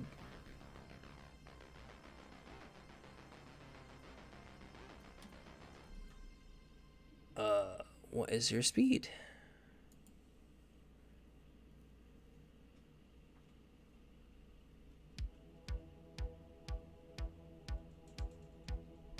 I'm assuming 4, right? Yes. Ah, because you can break up movement, right. So they're going to move here.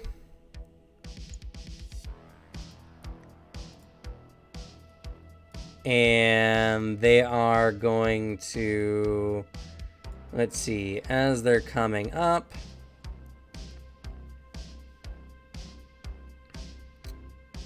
Range, here we go.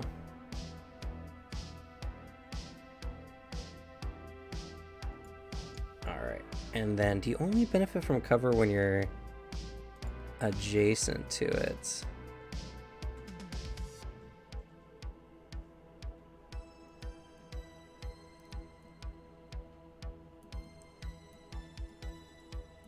Cover.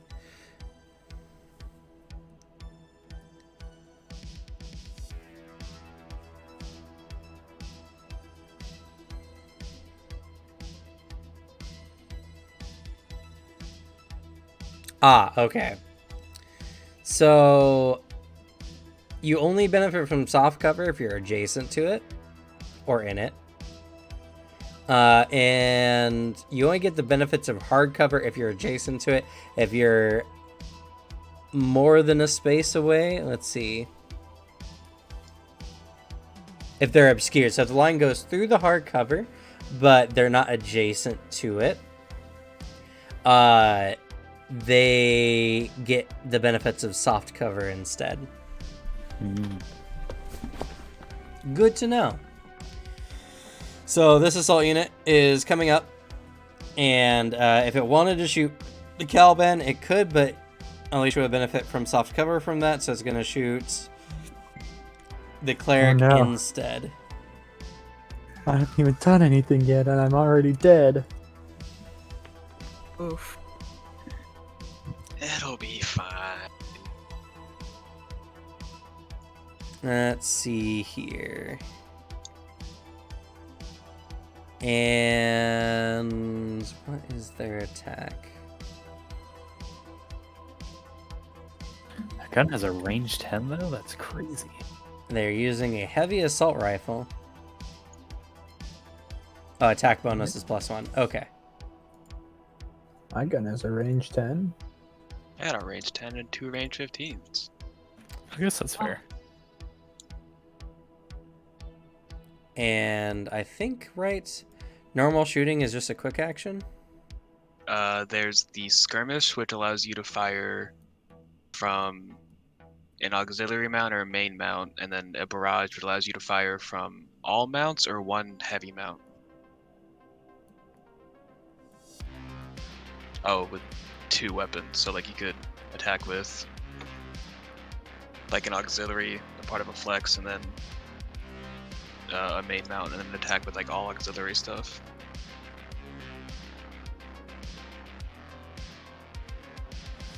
Okay, yeah, skirmishes. To skirmish, choose a weapon about a target. In addition to your primary attack, you may also attack with different auxiliary on the same mount. Doesn't deal damage.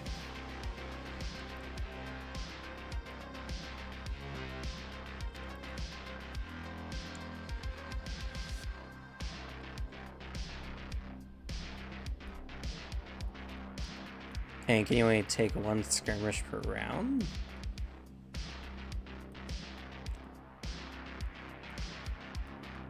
Let's see here. I used to know the rules.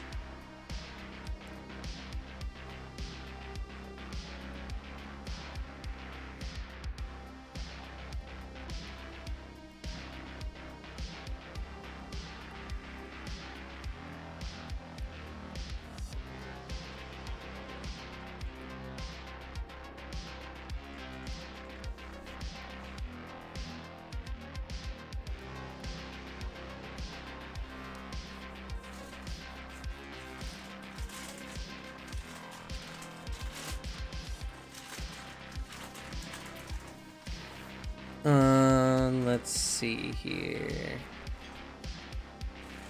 Cover. Arm.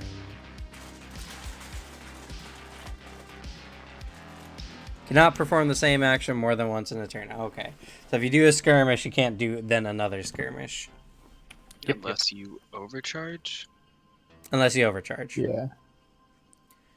Which costs heat, but alrighty. So they're going to shoot. I don't think that hits your evasion. Not at all, no. Alright, and then they're going to boost. Whoop. Oh, it's 1, 2, 3, 4. Oh no, they're covered. They're covered. Alrighty. Oh wait.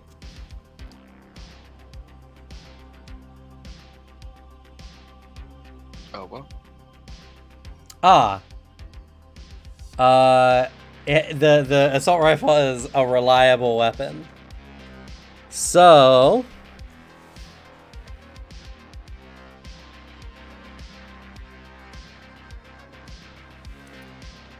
whatever number it is. oh, I That see. might That's be based on damage. what its rank is. So that is it does 2 damage to you still, regardless, because even if it missed. No. So you take 2, which I can actually mark on my end.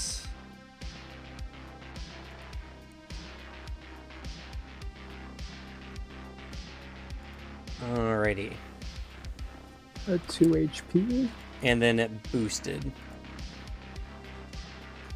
Does damage go to HP? Yeah. So you should be at 3 out of 5. Alrighty. That is its turn. You guys pick. Who's going next? I want to go next. Alrighty. Okay. So, for the folks who don't have EVAs, movement speed stuff, rules, if I give them a free action move, can they use that or not? No. They cannot. You can speed them up though, right? Which I think would cancel out slow, maybe. Well, that would just give the free action move. Oh, I see. Yeah, no, it does not counter, unfortunately. Okay. Am I a character within sensors in line of sight of me? It depends what you're trying to do. Can I haste myself? Yes, I believe so. Post the Okay. ability. Well, I'm going to first haste my good friend Destroyer. Thank you.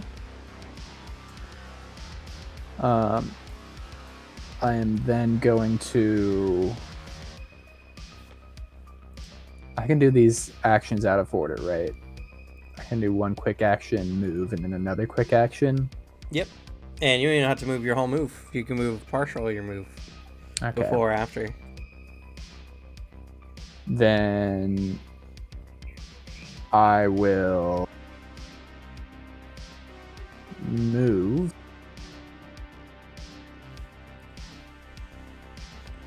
my 6 movement.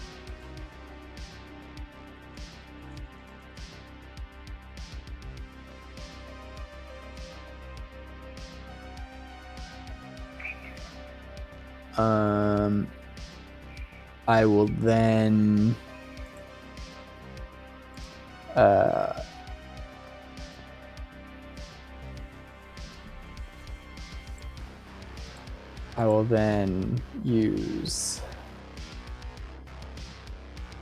my second quick action to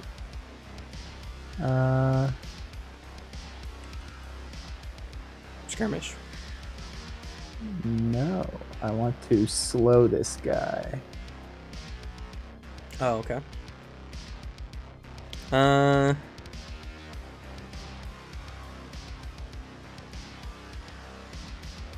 With unhinged chronology, is it one or the other? I think they're both marked as quick tech. Because you can only use the same action once per turn. Oh, okay. I'll attack him then. Yeah, you would have to have done a full tech action to do 2 quick tech actions. Well, barrage only works if you have multiple weapons. Yeah, I want to. What was the skirmish? Okay. With my knife. So that just means you didn't need to slow me in the prologue. Yeah. Yep. But we Did figured I it not out. make Yeah. it clear that was a choice? Unhinged chronology Oh. gives you 2 different quick techs. Yeah. Pretty good. But they're the same one, so you can't haste and slow in the same round. Is that how I do it? Did I do it good? Yeah. All right. You could have also chosen to consume lock on if you wanted to. Consume what? So you see this this interesting little thing here? That's lock on. If you choose to consume it, you can roll a d6 to add to your accuracy. So that's a hit. Yep. Yep. You can also choose not to use it, to be fair. It's fine. You did I'll not let need to someone better use do it. it. Oh, You I did hit not him? need to use it. Yeah. That does hit them. Alex, do you think you're gonna be able to hit this man? He's behind cover right now, right? Yeah. If I can get an angle on him, maybe. So that does... It looks like it does... What's the additional damage there? Or is that its thrown damage? I think it just says 1d3 plus 1 is what it is. Oh, is that what it is? Okay. That's written in a very strange way. Alex, I need to know now before I make my decision. Are you gonna be able to hit him or not? Well, let's figure it out real quick. Okay, so that's gonna be 4 damage. Yes. And then I'm going to overcharge. Okay. 2.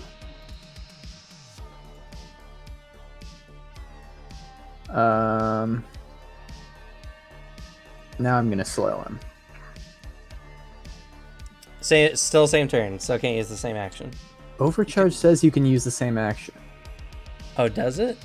Make additional quick actions at the cutscene. Let's see. Didn't I say that earlier and you agreed with me? I'm doing a bunch of stuff, so I may have just That's instantly fair. forgot. Yep, allowing you to make any quick action as a free action, even actions you've already taken this turn. Oh, okay. Yeah. And I take 1 heat because of that. One turn. Yeah, you are taking this turn. Okay. And you take 1 heat. Got it. Alright. I'll hop back over to you. I'll add that heat. And he is now slowed, which does... They need to make a system check. His systems is +1.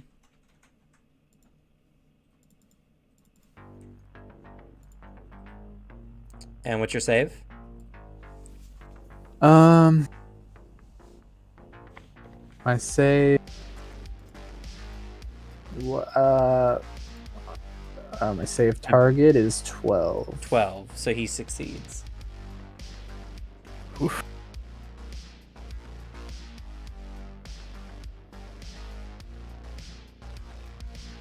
Yeah, so it does nothing. Okay. All right, all done? Yeah. Okay.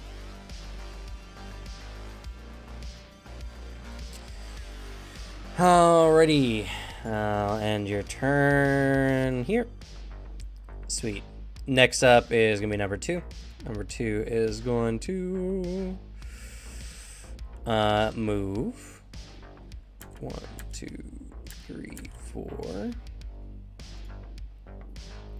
Oh yeah, slug. Unless for some reason I'm misconstruing and I'm not able to attack while slowed and moving, I can shred this man. Sweet. All right, they're gonna boost because they're not in range. 2, 3, 4.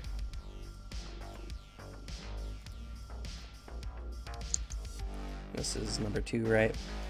All right, that's 4, and is there any way I can mark? Oh, and I apologize. They have 1 armor. So you did reduce your kinetic damage by 1. Still 3, not bad.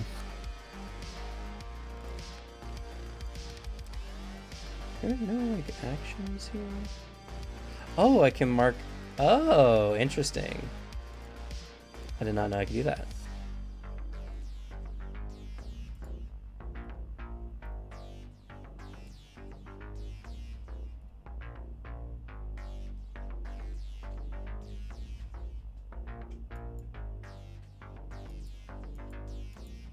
I don't know what activations means on this. Okay. It doesn't seem like I can mark it on the sheet, which is fine. I just need to remember. All right. So that's a move. That's a boost. And now I believe they're within range to shoot the Caliban there. Yep.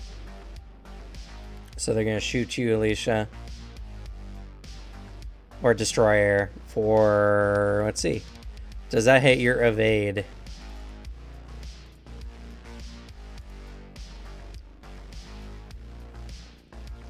Aw. Yeah. Alrighty. Yeah, because evasion's 10. You're so slow. That's going to be 6 kinetic damage. But I see you have 2 armor. So that's going to be 4 kinetic damage for you. You have 2 armor? 2 armor's pretty good. God damn. She's gotta have something. She has 0 speed. That's fair. For all the speed went into the armor. Yeah. Okay. And that's their turn. So I'm gonna go ahead and end. All right, your guys' pick. Who's going next? I could go quickly kill number 5, maybe. Sure, if you want. Sounds based. Quick question. Am I able to shoot through my ally squares? Or hexes? Oh crap, I'm sorry. No, I'm not. It's Booter I'm worried about, not you. Just kill me, mate.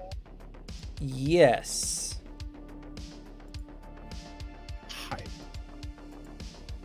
Then we We're good. in space. Just shoot through his mech. Alrighty, I'm gonna move with only my standard move. Boop. Oh, and as well at the beginning, I am also going to charge up my Mjolnir with my core system. Just a fun little free action. Oh, so you know, if a character is adjacent to hardcover, they still benefit from the cover against all characters, except for characters that are flanking them. He'll still get access to it. Oh well, I also just need to move up.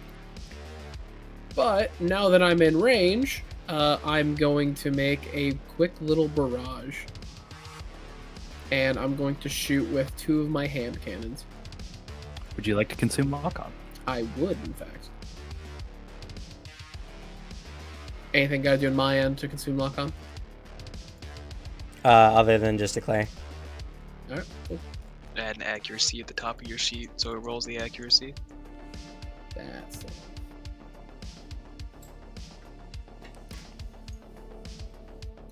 Of course, accuracy, top of my sheet. ACC. Oh, just so you know, if you use your core system now, this is the only time you can use it for the whole mission. The whole mission? Yeah, the whole mission. What the fuck? Where does it say that? That's how core systems work. Oh, that's dumb. Alright, never mind then. I'll save it for a boss fight.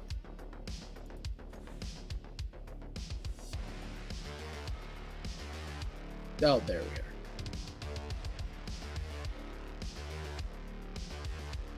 are. Alright, hand cannon!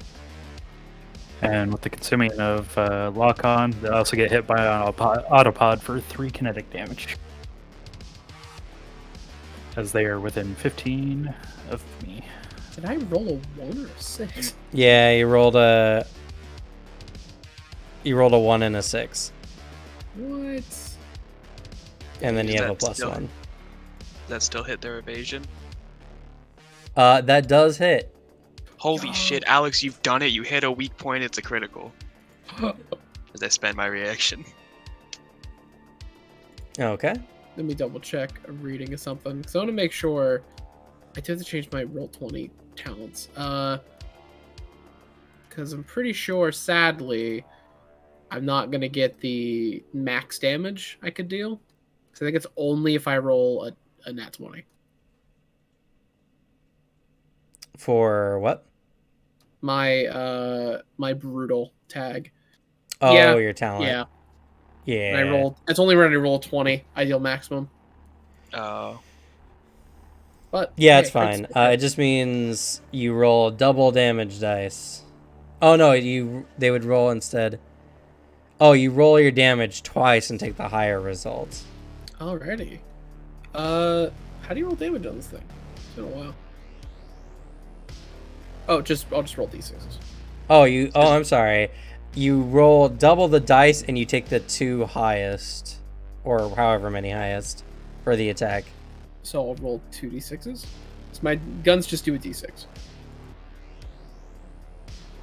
Yeah, and then you would take the higher one. So you'd roll another d6. Okay, so I'll roll 2 d6s. You already have 1 d6 on there. It's already with the attack. You just gotta roll another one. 2 damage. 2 damage. Alrighty. And then I can fire it again, but I lose the accuracy. And that's on 5.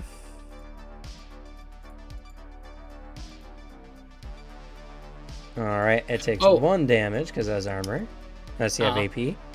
I do not. I will say though, apparently this didn't come up to be necessary, but I also got +1 accuracy on that attack because it's the first auxiliary ranged weapon attack of my turn because I'm a gunslinger. It's blank. Yeah, Destroyer? Wait, what? Clicking on the dice of your core system active, posted in chat. Oh, sorry. I was just trying to edit things. Alright. And I assume it only the lock gun only affects one shot, not my second weapon attack. Yeah, let's see. Gain +1 accuracy on the first attack roll you make with an auxiliary range weapon. It's only on the first one you make. Yep. So you actually would have got to roll another d6 on your first attack. I mean, it still hit. It would hit either way, yeah.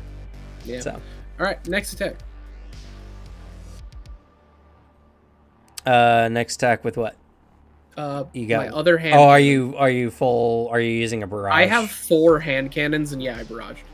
Okay, when you barrage, you shoot twice. Yes, I shot twice. This is the second shot. Yeah. Okay. Well, you said 4. You don't get fire 4 times. No, I'm just saying I have 4. I have the same gun. I thought you were like, same No. okay. Action twice. No, Oh, yeah, and the autopod. What's the range of the autopod? 15, and it's also seeking, so cover doesn't really matter. Okay, and it does how much damage? Just 3 kinetic. 3 kinetic. Alright, so that will do 2. Because they have Wait, armor. Alex. How many mounts do you have? Good. I'm gonna find it. I have 3 mounts total. 2 of them are just 2 hand cannons. You have an ox mount and a flex mount is what you're using, right? Yep. Flex, ox, and a heavy mount, but I'm using my currently my ox mount. You can barrage with. Go ahead, you're gonna explain it. So. You can barrage with like 2 different mounts, and then fire any auxiliary weapons that are a part of those mounts. So you can fire more than twice with 1 barrage action. Oh. As long as they're on the same mount. Then let's see here, because I have 4 of the same gun, 2 of which on a flex mount, 2 of which on an ox mount. I think that means you can fire all 4. I think it's just any auxiliary. Yeah, in addition to your primary attack, you may also attack with an auxiliary weapon on each mount that was fired, so long as the auxiliary weapon hasn't been fired yet. As long as the auxiliary, yeah. They just don't deal any bonus damage you have from effects. Cool. I don't have any of those. All right. Okay. So I can make 2 more attacks. Alrighty. Yes, indeed. So that's going to indeed hit. That's going to do 5 damage, -1, 4 damage. So... Next attack. Okay. That's a hit. Another attack. Damn. That's a miss. But it still does 1 damage. It's reliable. Oh, it still does 1 damage. It's blocked by the armor. Yeah. But alright, so that is that assault mech is not looking good at the moment. As he's like doing his best to kind of bounce around like asteroid to asteroid. He's just opening fire, draws 2 of his hand cannons, fires, and as he's like putting one away, the hands that like are layered all throughout its torso pick up his hand cannons, put it back in a holster, and hand him like another gun he has in a separate holster behind him. Just a big like passing of guns throughout the entire way. Okay. That's cool as fuck. It's your turn. Nothing else I can do. Okay. Let's see. Next on the enemy team, number 4 is gonna go. Number 4 is going to move here. And let's see. Has a choice. Oh, wait. I'm not gonna claim. I forgot that they actually have a reaction. I'll have to remember. They can bunker down. Alrighty. All right, number 4 is going to shoot. I mean, the Lich looks like it's the most likely to get destroyed at the moment. That's generally the case. That is generally the case. So it is going to fire at you with its heavy assault rifle. Do it, coward. It missed. Absolutely wrecked. Still does Awesome. 2 damage. Still does 2 damage.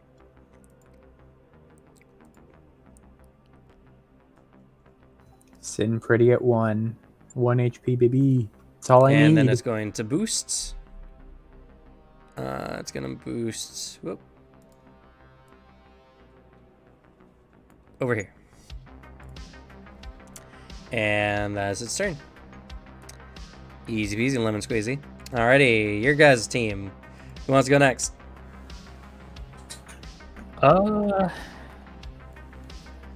you want to lose all of your lives in this fight, or would you like me to try and help you? Whatever feels right. Alright, I'd like to go next then. I don't Alright, know. Oh, that guy should have been getting cover that whole time. True. Oh well. I'll remember next time, hopefully.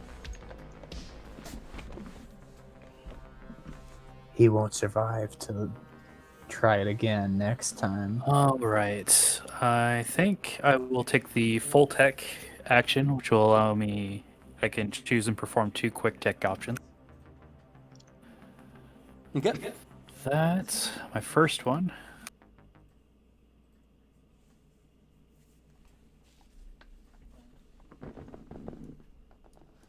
YouTube Music is a music app to discover the Oh, chart God, toppers and where's- up-and-comers from all over the planet. Like Oh, pre-roll God. blues to mill folk infused beats. Where'd Yo, that we got a commercial come YouTube from? ad. What? I was on loop. Everyone bully Cam for not having YouTube Premium.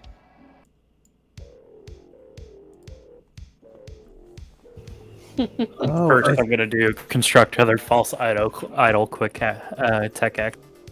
also, I'd like to point out that if you take full tech to do 2 quick techs, you can use the same quick tech. Oh, good to know. Nice. That would not be very good in this particular instance, because if I did it again, it would disappear. But it's just another option for using the same one for anyone who cares. That's Good fair. to know. And I choose the father for this one, as he is within 15 range of me. We're gonna place one here. And for all intents and purposes, everybody thinks that's you. Let's see.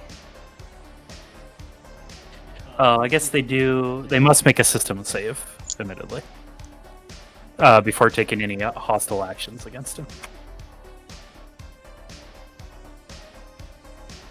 Okay, before attempting to take any hostile against your target characters, on failure they don't lose the action but cannot target the original character and believe the false style is real instead. Until the end of their turn, false style the same as your target can benefit from the cover. Okay. I guess I could just throw him behind the hardcover too. That might not be a bad idea.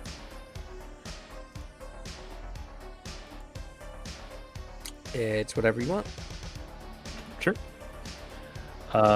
Make a copy of the father, and the copy will be, I guess, right here's where they would benefit from it, right? Yeah, let's see, 1 second. I'm trying to find a good marker for it. Fair.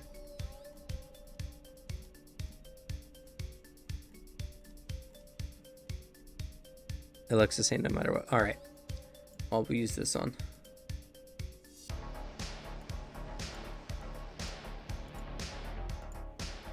And where do you want it, Si?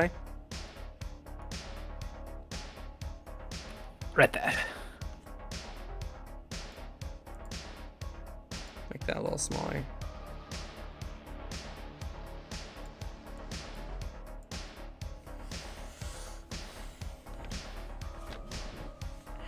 Okay. And what do you do next? Then I will take the invade action. Target maximum speed and direction of your choice. You want to hit something this turn, Alicia? Yes. All right. They're well within my limits. I'm going to puppet systems.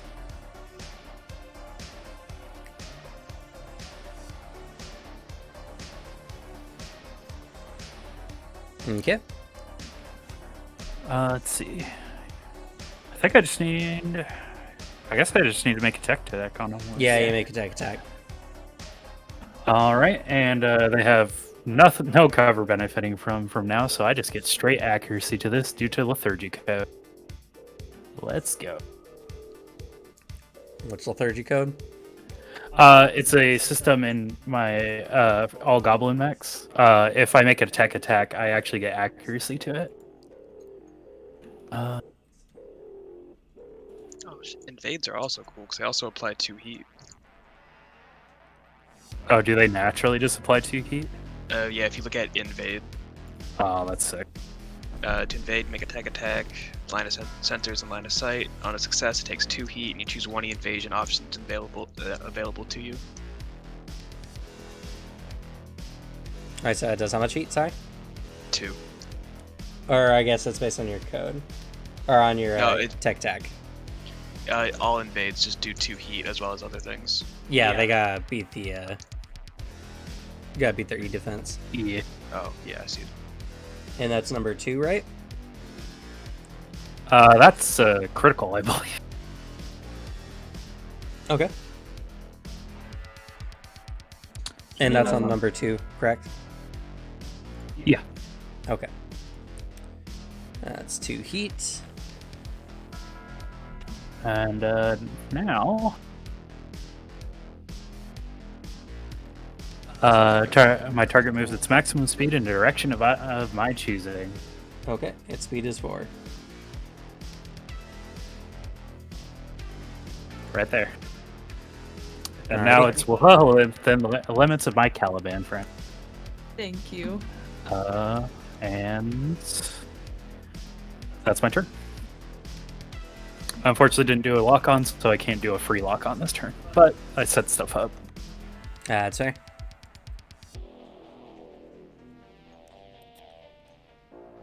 Alrighty. So many pages. Okay. Done. Their turn. Number 6. Is going to move 1, 2, 3, 4, and let's see here. It's not quite flanking. Coward. It could boost. It's also more frontward. It's going to shoot the Rayleigh mech. Not me. What did I do? Destroy his ally nearly with a bunch of bullets. I think that's Does a 15 hit your evade? Yeah. That's 6 kinetic damage. And then they're going to boost.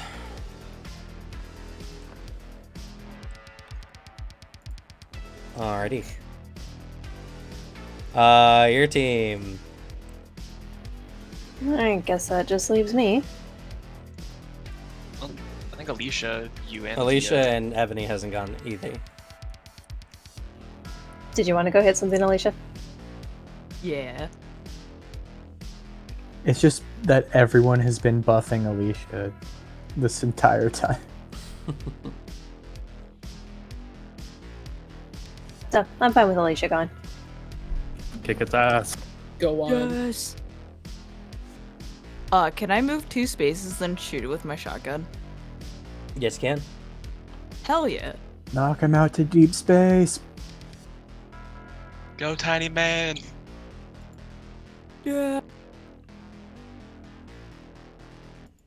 Oh, Okay. Oops, sorry. Nope, you're good. You do need to add a difficulty die onto this because it's an inaccurate weapon. How do you do that? You know, at the top of your sheet, there's should be a thing that says like accuracy difficulty. it's ack and diff. Yeah, like at the very top. Yeah, which one do I click? Well, right now you just need to roll a d6, but before you make an attack with this gun next time, click that and make sure it's just one diff.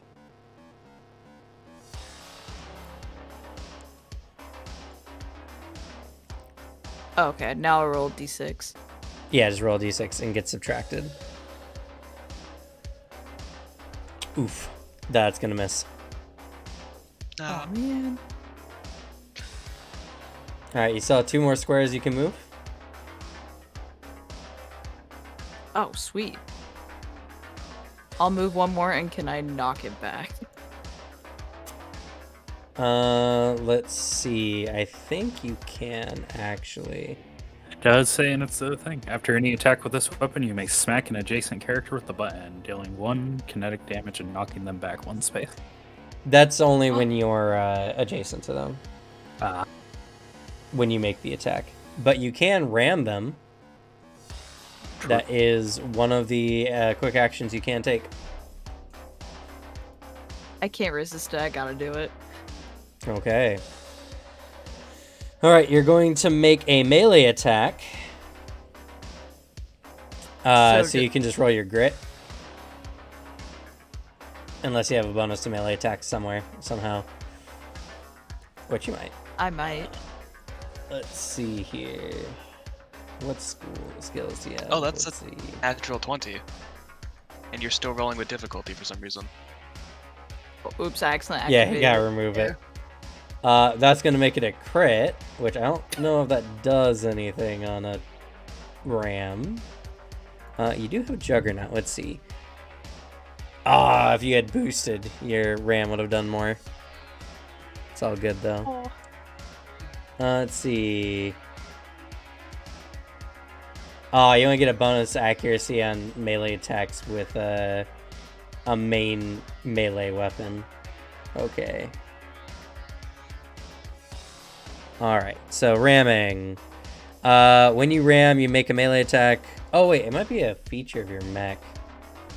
1 second. I think it's like a wrecking ball is what you have. The one that makes it count as a size 3? There might be some other part to it. 1 second. Let's see. It is size 3. Yeah, pursue prey, and you have slam. Okay. So if you slam it, let's see, you had 1 more space. If you move up 1 before you ram, you could attempt to ram him into the boulder, which is, or the asteroid that's been created here. Oh, okay. And if he gets slammed into it, he'll need to make a hull check or take an additional d6 kinetic damage and become impaired. Ooh. Sweet. Can I do that? We're good. Well, you already made the roll, which was a success. Tyrannic melee attack gets an adjacent character the same size or smaller than you, which it is technically. On a success, the target is knocked prone. And you may also choose to move them back by 1 space directly away from you. So it's prone too? Okay. That's number 2. 1 second. Lots of stuff going on. Status. Oh, it's condition. No? Where is prone? It's in status and conditions. Oh, there it is. You just fucked this person's day, by the way. And then... Impaired is also there as well. Impaired is rough. They're impaired. Well, they make a whole save to see if they're impaired, but still. Damn, standing up doesn't count as movement, so we can't bully them for standing up. And then, let me see here.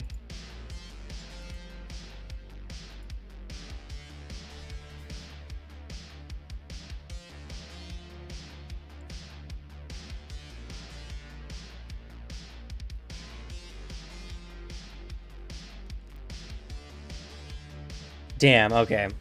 It only goes back 1 square. So it doesn't collide into the asteroid, sadly. If you boost before doing that, it goes back an additional 2 spaces, though. Okay. So it can go back 3 if you boost. Damn, yeah, you really are just a bully, Mac. And Shoving on the also next you row. have the, it's like pursue prey, which allows you to move along with them if you want to. Yes. So go ahead and move up.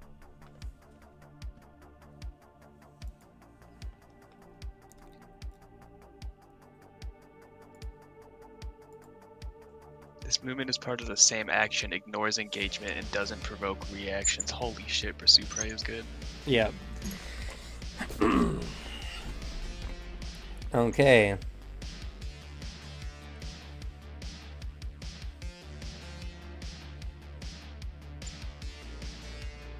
All right, that's it. Anything else?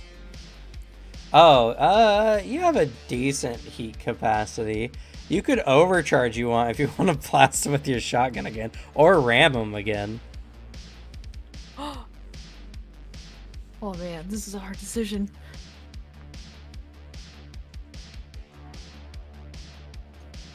I mean, you're already bullying them. Why not just keep going? Yeah, I'll just ram him in again. Okay, so you're gonna overcharge. That's 1 heat added to your mech.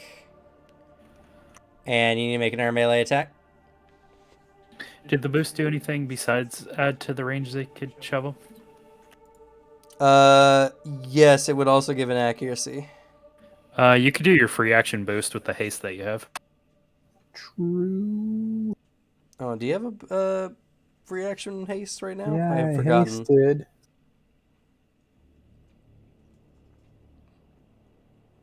I thought so, but Yeah, I I wasn't did sure. that to you. Oh, well then you can boost, I guess. Which allows you to move your speed again. And then you can slam them. Yeah, I'll do that. Okay. And this is grit or regular D20? This is grit. Okay. You will Ramming need them to... again, dude. If he pushes them into a mech or an obstruction that causes them to stop moving, they take 1d6 kinetic and become impaired. Yeah. Well, it is next to a hard cover. It is indeed. Sweet. Okay, I'll roll grit. Oof. That's gonna miss. Can I use my reaction? I don't actually know if this is a thing I can do after a roll. For... My empathy. Sympathetic precognition. Once per scene, when an allied character in line of sight makes a skill check, attack, or save, you choose not to roll, instead treating the check or attack or save as if they had rolled a 10 on the d20. Has to be before they roll. Don't forget your accuracy, though. That might tip you into your favor anyway. Because they get an accuracy. It will not. Or it might. Roll a d6. Because, yeah, you do get an accuracy on a boosted ram. Nope, sorry, that's gonna miss. Oh, it's okay. No slam. Good try, though. Okay. That's Caliban's turn. Alright. Number one's gonna go. Number one's gonna move. Oops, that was too far. And is going to shoot the Caliban. Pretty sure 16 hits. Oh yeah. That's gonna be 6 kinetic minus your armor. That's gonna be 4 damage.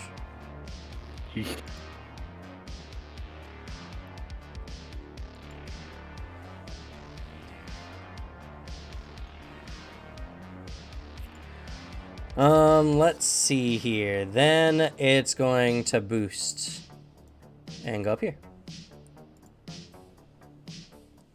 Alrighty. That is the end of number one's turn. Alright, you guys, you get a pick.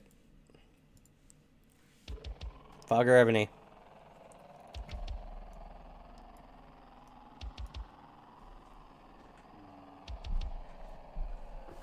Yeah, I'll be right back. I mean, you could always go next, Suzanne, just before the NPC. Yeah, I considered it. But if we want a White Witch, that's also understandable since it does give hard cover if you're near them. It's hard cover for like an extra round, I guess. I mean, I'll be good, hopefully. I'm fine. As long as they don't shoot either of you two. I mean, we've got 5 health remaining. We're good. I won't die. I got 1 health remaining.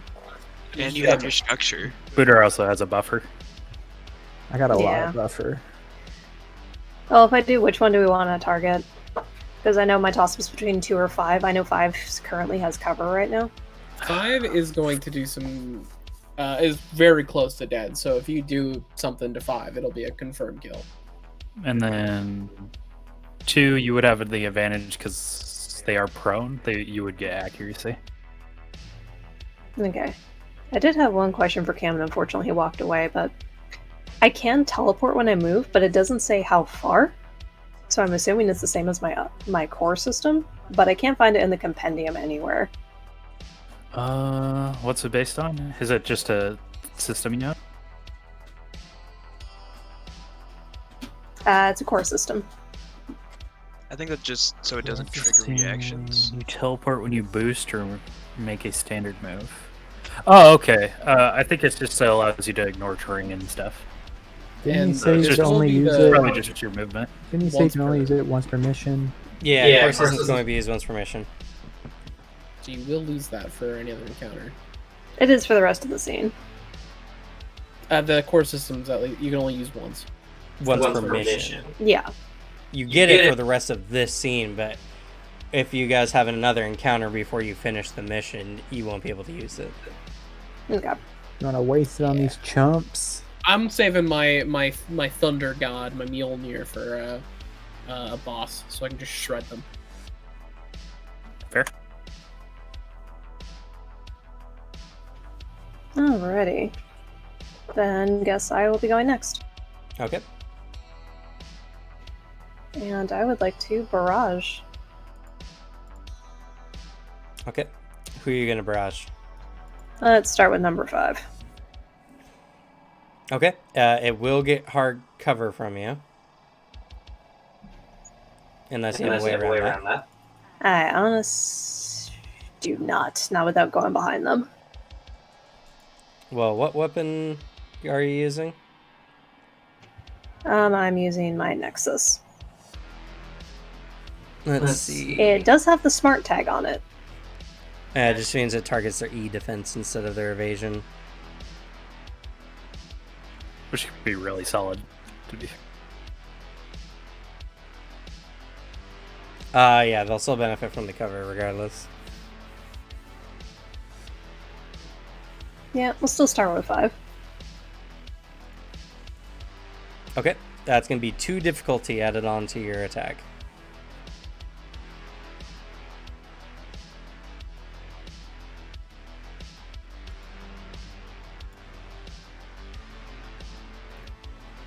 Yikes, I rolled a 2.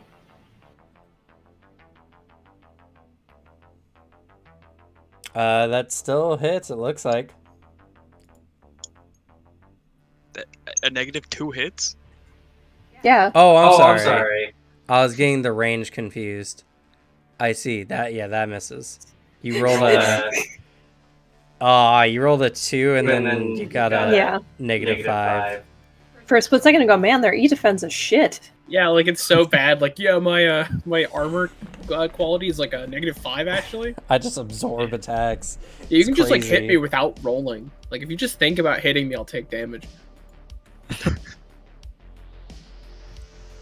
And guess I'll fire at the other one then that Alicia's currently bullying for my second part of the barrage. Okay. Any difficulty from that one? Let's see. Well, I see you have 2 Nexus weapons and an assault rifle. Yes. Are the 2 Nexuses on the same mount?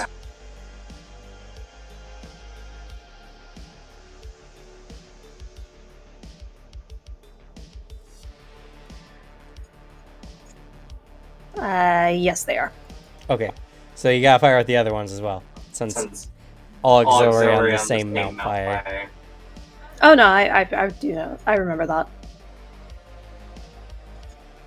I was just trying to figure out if there was difficulty for the second part of the barrage if I target the one that Alicia's bullying. You fire at the same targets for all weapons on the same mount, I do believe. When you attack with 2 weapons. To barrage, choose your weapon and either one target or different targets within range. No. 1 second.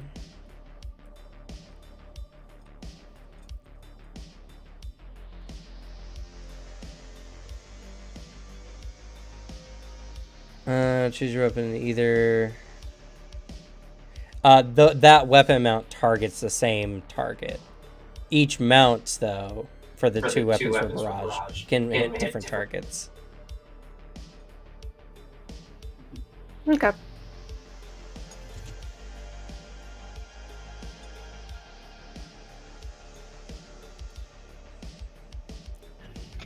So I still could use my assault rifle as my second attack for the barrage. Yeah. You fire both your Nexuses with your first mount. Oh, so should I roll a second Nexus? Yes. Same difficulty. That hits. So that's going to do on number 5. Yep, and it targets their E defense. Yep, that's going to hit. And blows up.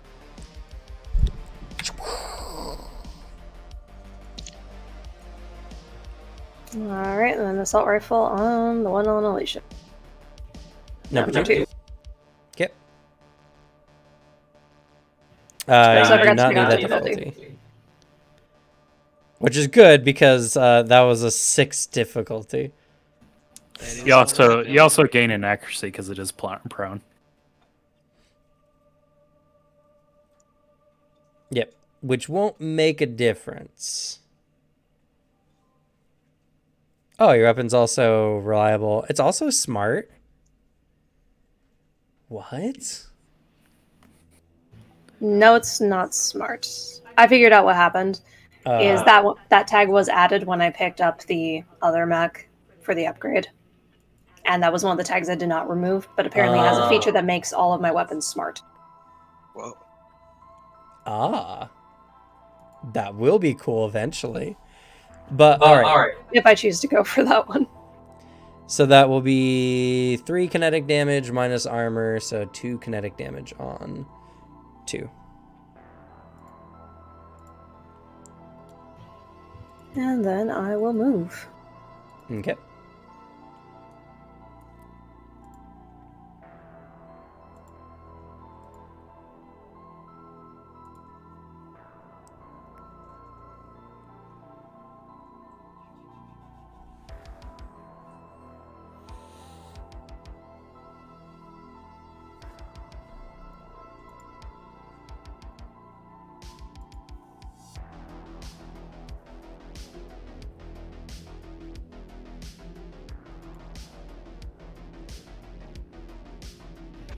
I'm gonna go to about there. Okay. Alrighty, everything? Yep, that's it for me. I have no free actions. Okay, next up is number 3. They're gonna come up here. Let's see. Gonna move here. Are gonna boost here.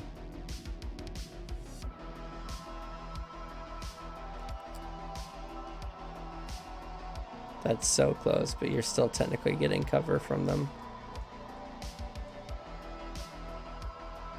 Yeah, alright. Rayleigh Mech's gonna get shot. Bam! 2 damage from Reliable. Damn it. Good old heavy assault gun. Alright, and they're gonna end their turn. Reliable is such a good tag in a swarmy enemy. Yep.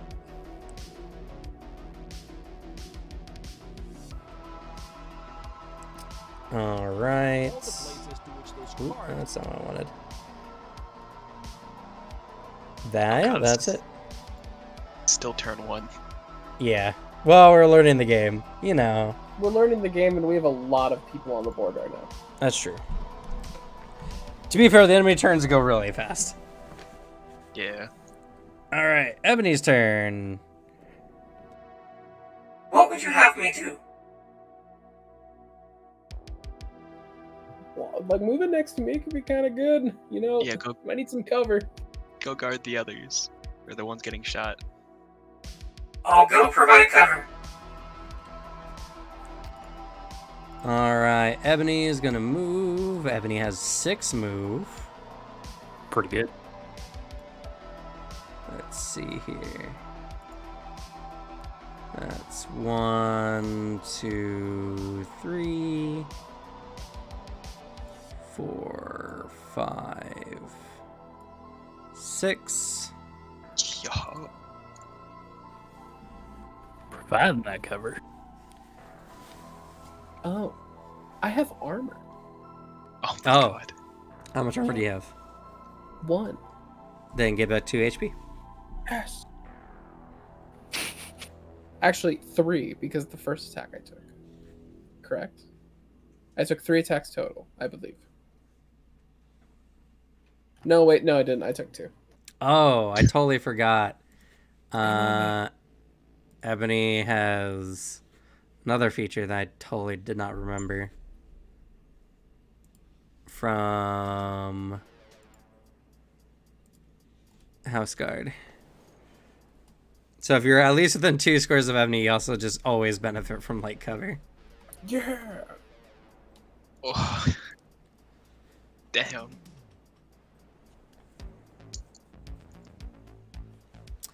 Alrighty.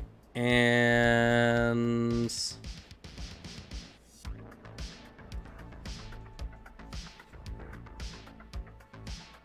let's see.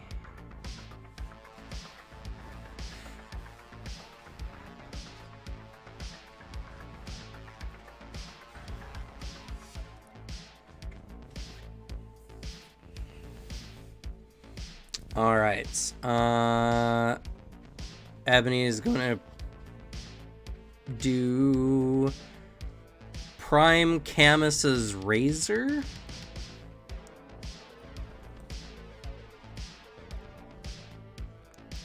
Which, let me add it here real quick.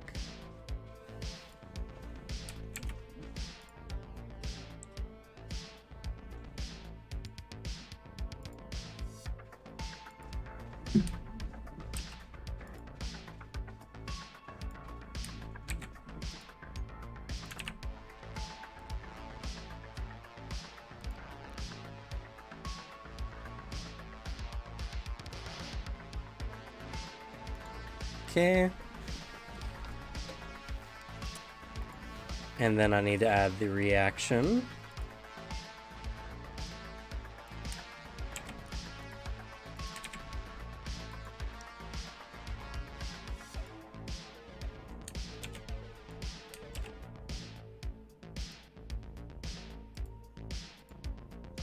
Oh my god, that White Wish passive is insane.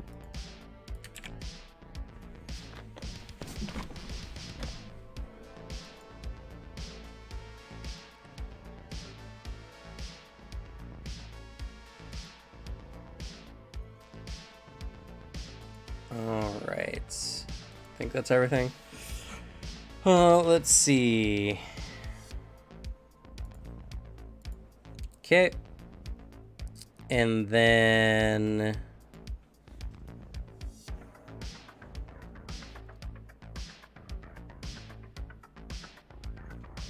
that is a quick action?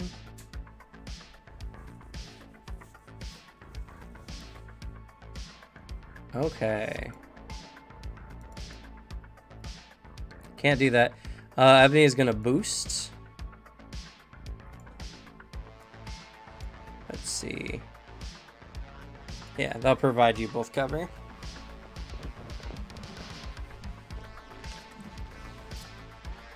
And how much heat can Ebony take? She can take a bit of heat.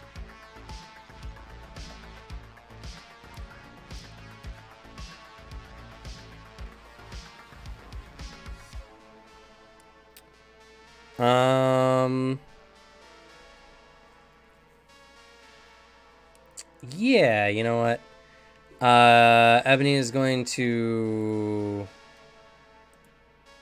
overcharge and is going to use Sympathetic Shield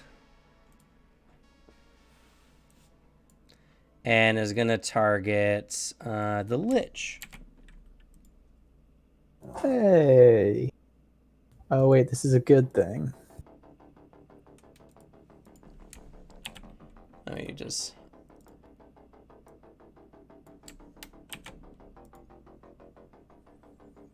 pop that. There you go.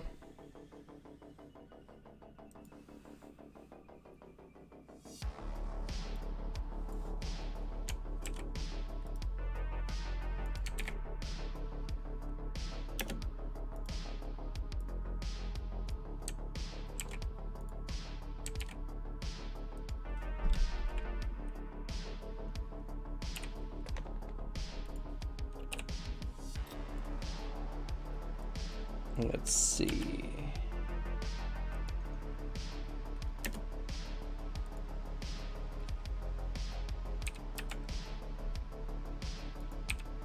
She's now down to... I don't need to worry about that. And...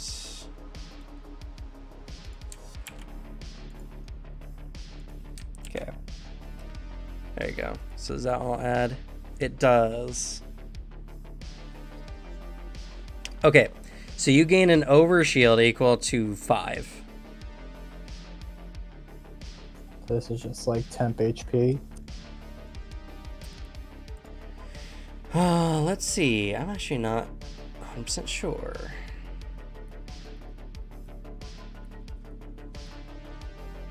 Oh, what am I doing? I have CompCon. I can actually just look this up.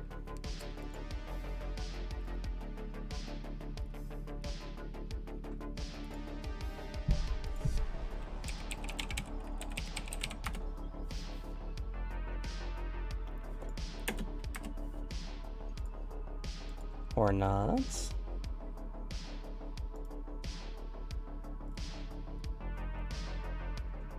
Overshield, here we go. HP that disappears at the end of the scene or when specific conditions are met. The user only retains the highest overshield. Yeah, it's just temp HP. So yeah, 5 temp HP.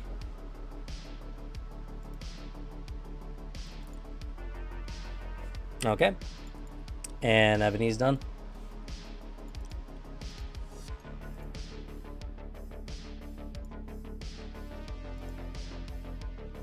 All right, and last but not least, number 7. Over here in the corner. It's gonna move. It's gonna boost. And we'll fire at the Ebony. Because she's big and in the way.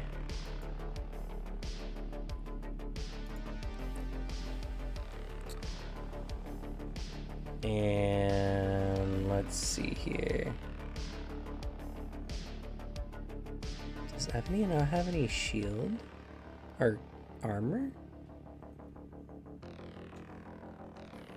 She has a passive that allows her to gain it as she takes damage.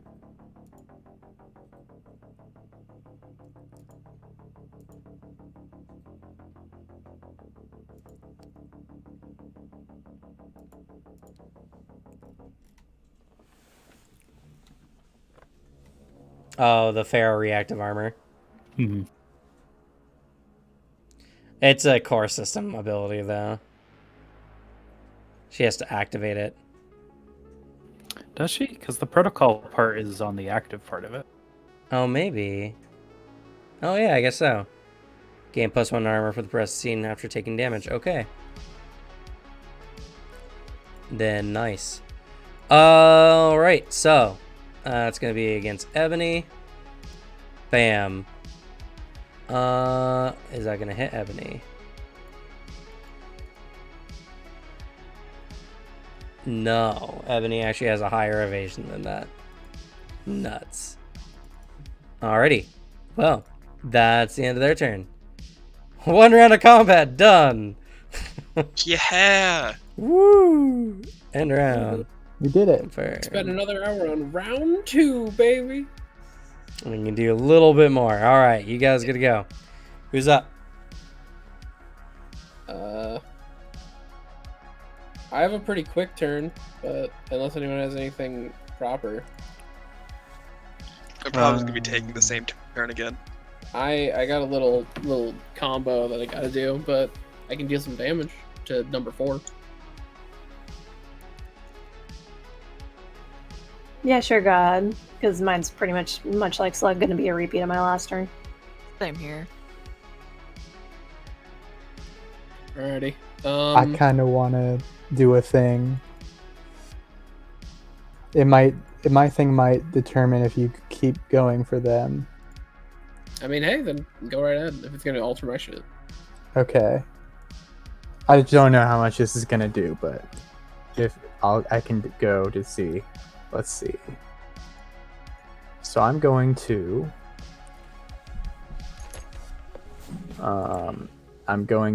first move, boost or whatever.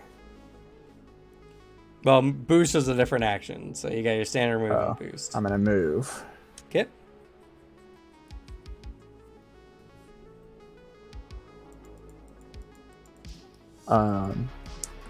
From here, I'm going to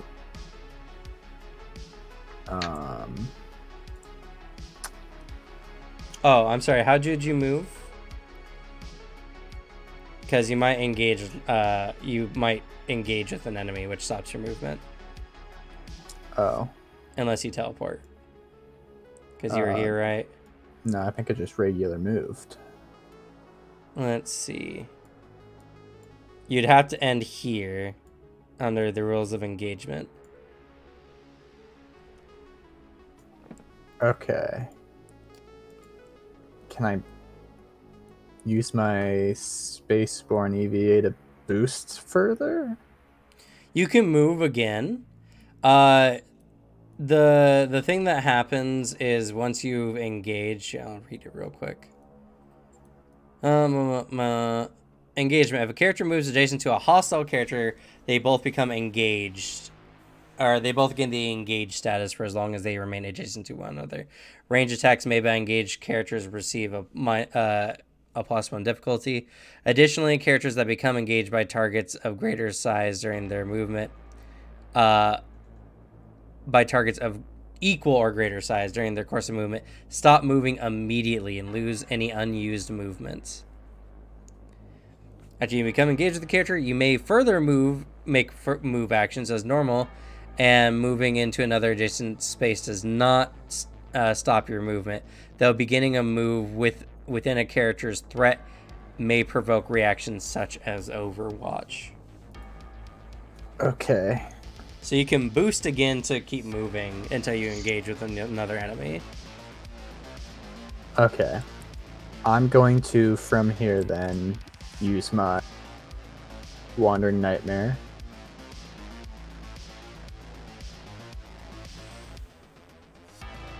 Okay. Generate 2 blast zones. Or a blast 2 zone. A distorted How time big flow. is that? Size 2, I believe that is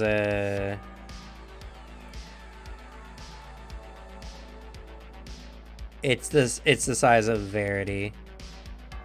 Or sorry, of Ebony. Okay, so I can get both of these guys at the bottom, right? Yes. You can get both the guys on the bottom, and you can get one of the other 2. Oh, Because you create 2. Oh, no, I'm sorry. It's 8. I keep thinking it's 2 zones. You can get both of the no. guys on the bottom. yeah, that's what I'm gonna do. Yep. So I gotta make a system save. That's when they start their turn. Oh, okay. Then I'm going to Let's overcharge. see. Okay. I believe that's a to- D6. No, not yet. It's a D3 for the second one. Okay.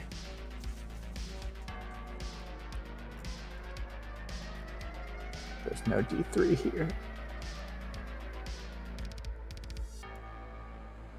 I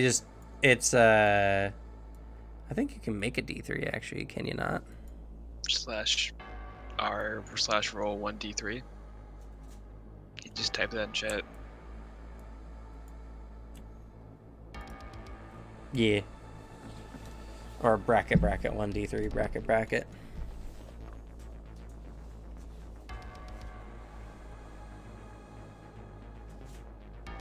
Height. Take 3 heat. Cool. 1 heat left. No, because you had a heat before. Yeah, I have 5 max. Oh, you have heat. 5? What? Mhm. My numbers are all weird on what I got on CompCon Oh, from wow. y'all. I show you having 3 heat.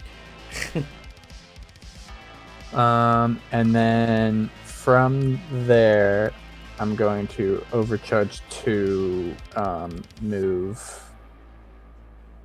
to here, I think, is where I want to be. I guess there. Wandering Nightmare is a To full tech. full tech. Okay, I see. Yeah. So you moved full tech, and now you're overcharging to Yeah. boost? Yes. Okay. And then I'm going to I believe this is a nothing action. Free action. Oh wait, no, this is a quick action?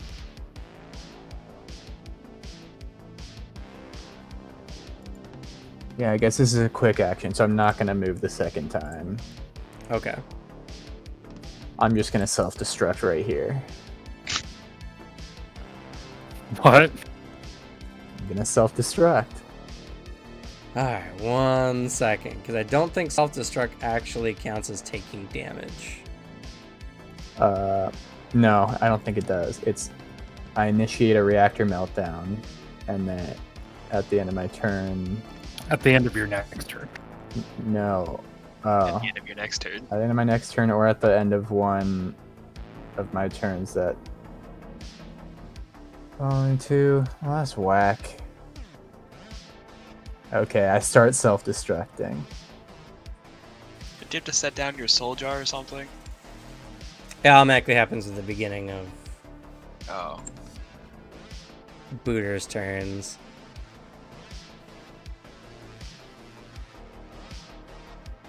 D6 explosive damage, though. With full HP, no heat. Okay. I'm going to warn you. No, never mind. Okay, that's fine. Oh no.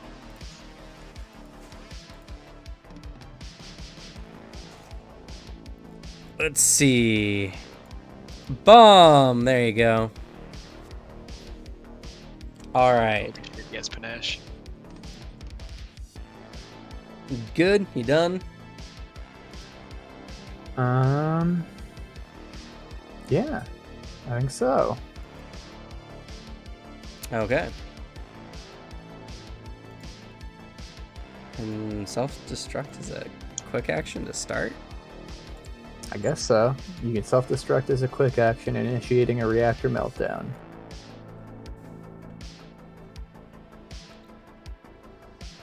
At the end of your next turn, or at the end of one of your turns within the following 2 rounds. Oh, you get to choose.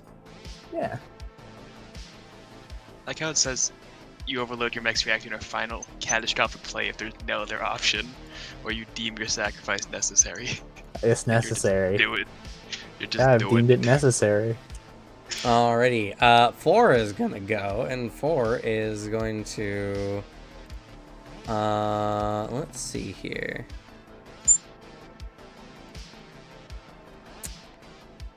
Yeah, 4 is gonna stab you with a combat knife. Do it, coward.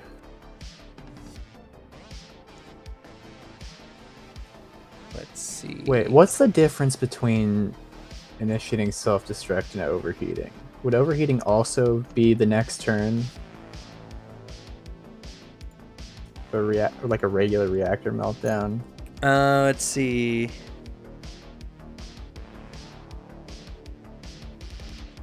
For what purpose? So, like, if I self-destruct, I have to wait till the next turn. But if I just normally overheat into a reactor meltdown, would that also be the next turn? No. It's you suffer as if you had a reactor meltdown. Yeah, but like, so if I had a reactor meltdown, actually, it would be just the happen. exact same. No, because a Oh, it would reactor happen right meltdown now? would happen immediately. It What says is at the end the- of your next turn, you would suffer as if you had had a reactor meltdown. It's not So saying. what is the trigger for a reactor meltdown? You overheat and you roll on the overheat table.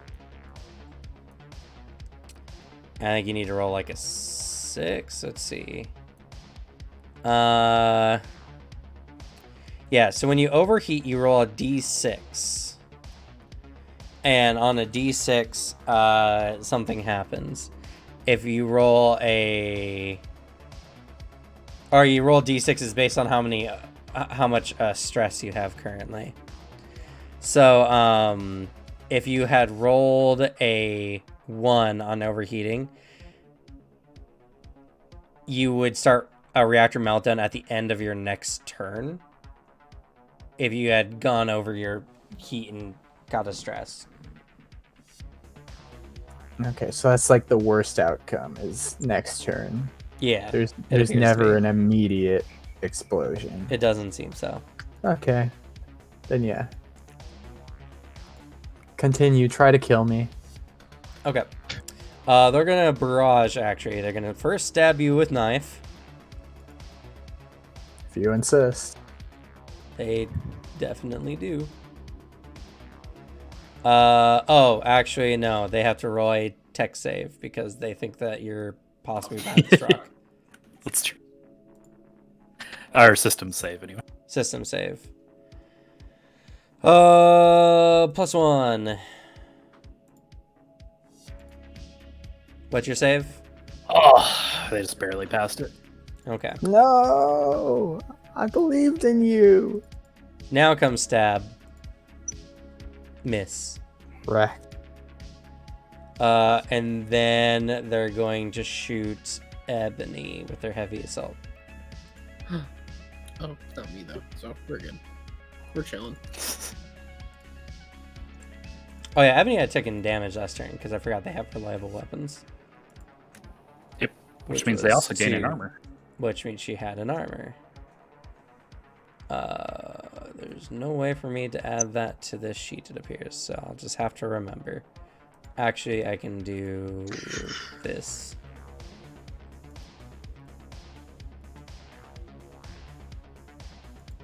Okay.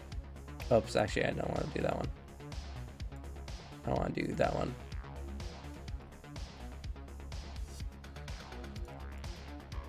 Okay. So, shooting again. That's going to hit. Ebony is going to take 6 minus 1, 5 damage. And their armor goes up 2, again. 3, 4, 5. Armor goes up. It's actually really crazy. Apparently that can hit a max plus 6. Yeah. All right. And now, yeah, they don't really have any reason to fear you at the moment. They don't know what you're doing. So, yeah, they're just going to chill there. They don't need to move. All right. That's going to be them. You guys, you get picked. I got my real quick turn. I can possibly help you out a little bit, Booter.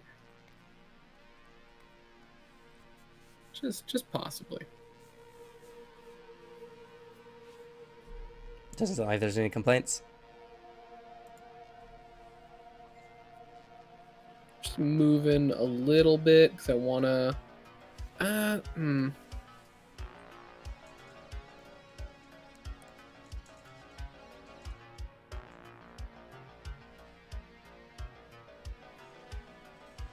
Yeah, if I shot 7, he'd have cover, right?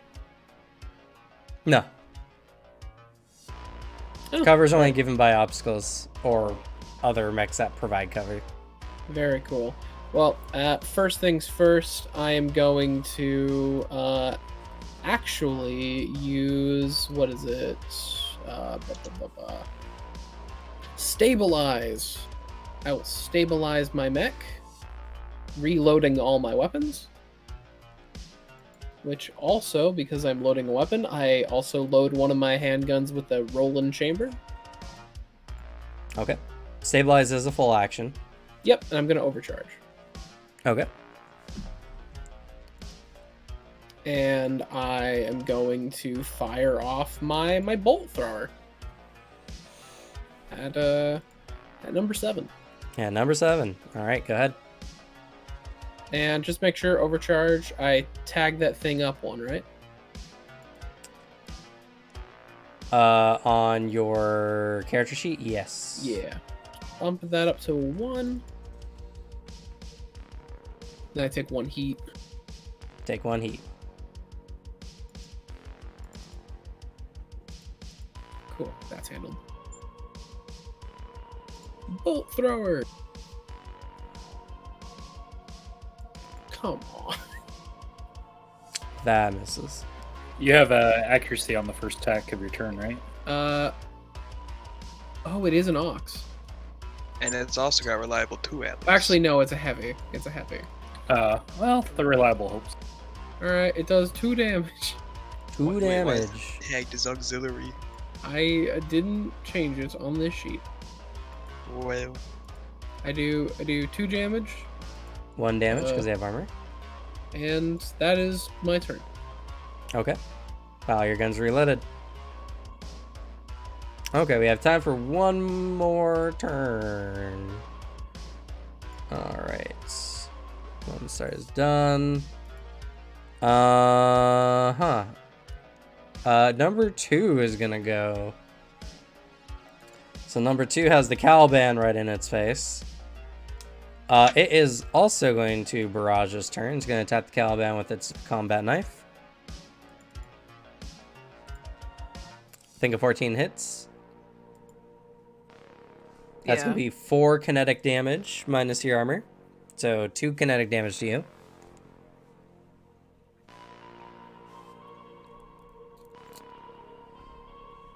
And then it's going to do a ranged attack at Fog with its heavy assault rifle. Alrighty. 19 will hit. Yep. Oh well. That's going to be 6 kinetic damage.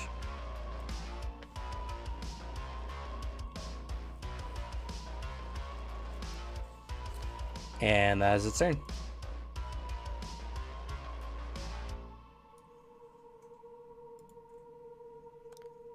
Okay, you guys get picked. Last person to go for today. I could give us a few setups for next time. Will we remember those setups though? I would hope so. Accuracy has a symbol next to Yeah. it. Also, you can just write it down, like in the Roll20 chat, so it'd be the first thing we see when we open it. Yeah, That's fair. I'm fine with it. Yeah, sure. All right. Well, I'm going to take the full tech. Okay, full tech.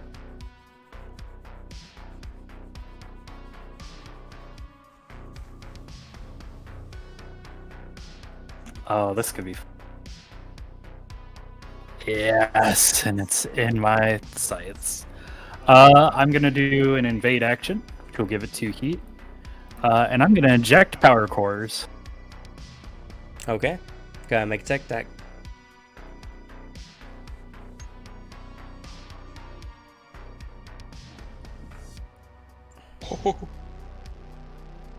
Holy shit. This will be made with accuracy. Success. Nice. That had 0 accuracy. Yeah, I didn't roll it for some reason. Did you make sure you marked up the number of accuracy dice?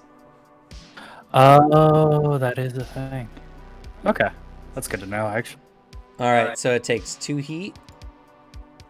From the invade, and then it is currently jammed until the end of their next turn. Jams. Okay. And the other guy next to him takes 2 energy damage. 2 energy damage. And what is special about energy damage, or is it just damage? There are some things that are resistant to physical, but not energy. That might be That might part be of it. what it is. Jammed is great. Yeah, jams is gonna make their life hard. All right. And then for my other quick tech, this guy is going to receive lock on. Let's see, what one is that one? Tentacles are in the way. That's number 6. Okay. 6 takes 1 damage because of armor. Okay, and sorry, what's up? Number 2 is receiving lock on. Number 2 is getting locked on. And because I'm not moving, at the end of my turn,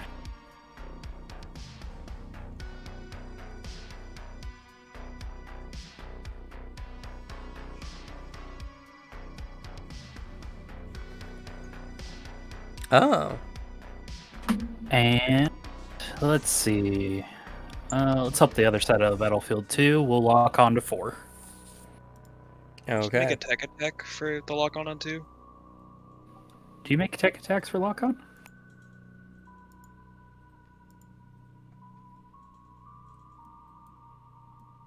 I would assume so. It is a quick attack. Let's see here.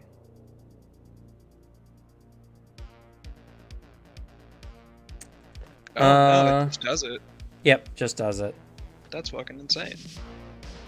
Pretty good. Well, the action economy, how it works out is you typically spend an action to make someone else shoot possibly a little better, rather than shooting or doing something yourself. So That's Yeah. fair. I don't have many guns, so it works for me. okay, you lock on. You also learn your enemies have 1 armor, 1 let's see here.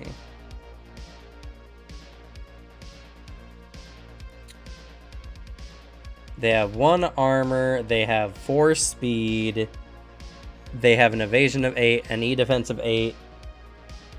Their mech skills. They have 1 mech skill called Hunker Down, which, as a reaction, when they take are hit but have not yet taken damage, they can just reduce all that damage as if they had resistance. And they don't have to brace to do it. I can't believe you're playing another Recall Knowledge character. You're different this one. I mean, there's the scan action, but this is honestly better than the scan action. And True. number 4.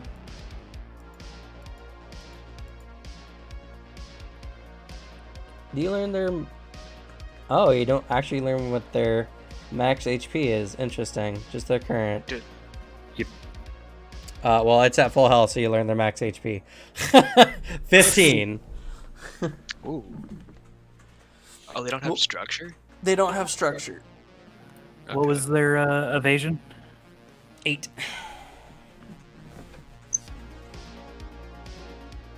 Oh, you learn their mech skills. Oh, I was mistaken. You don't learn their traits. Oh, whatever. They have 1 in all mech skills.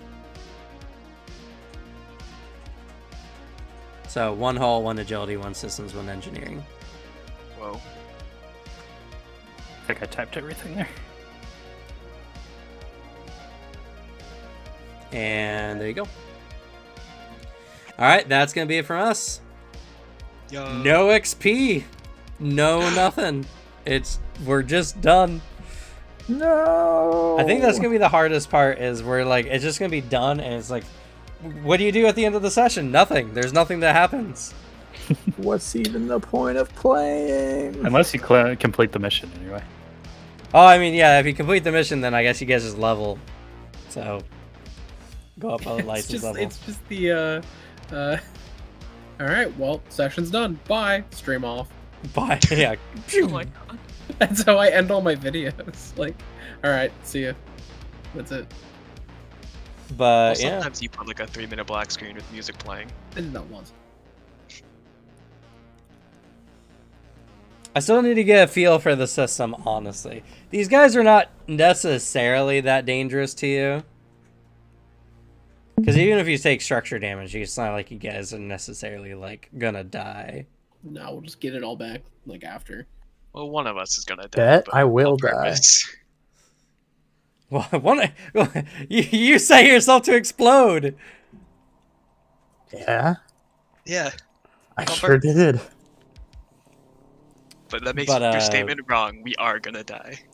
I probably should drop the total number of enemies by, like, 2. Make this a little cleaner. No worries. It's a good training fight for, honestly, all of us.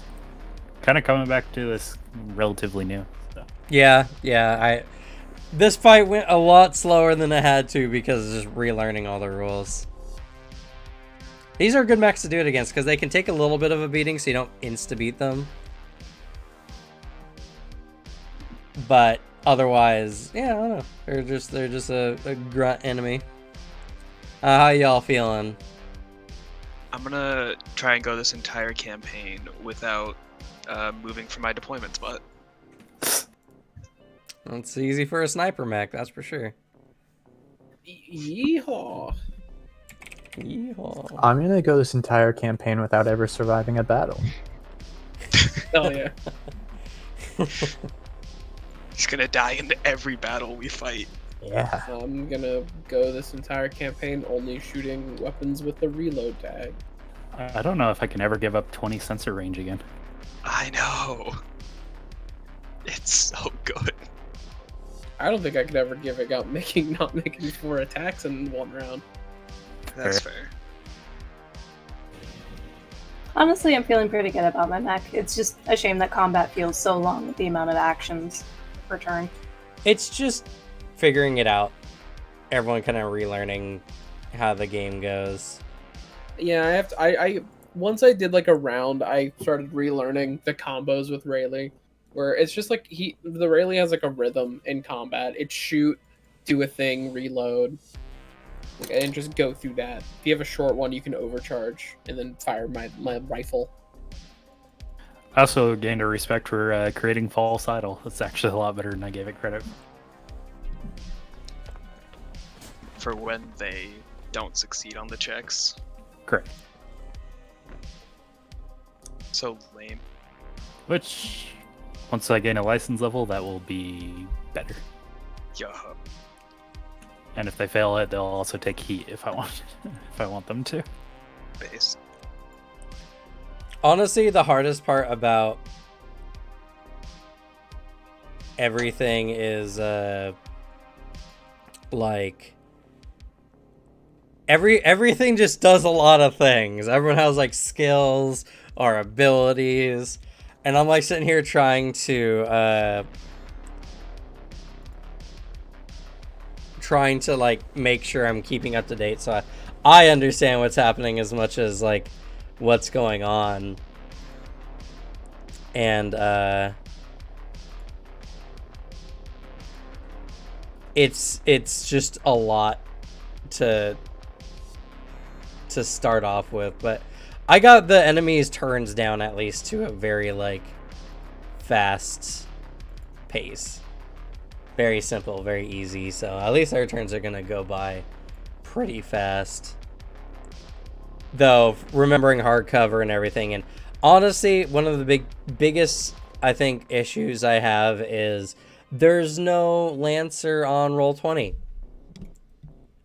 Like, Yeah. you can't get, like, the book, so you can't have, like, a compendium. I can't pull up just, like, character sheets or whatever. So, like, CompCon really helps. Because with CompCon, I can do everything on CompCon. But even then, I'm having some issues. Including of which, I closed it out. But the mission we have, I cannot access for some reason. Uh-oh. You guys haven't done too much to a lot of the enemies. But I'm gonna have to like rewatch the video so I can figure out what's happened, because for some reason yeah,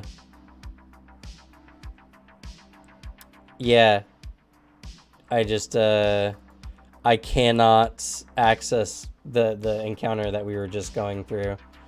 It comes up with cannot read properties of undefined reading ID. So I don't know what that means.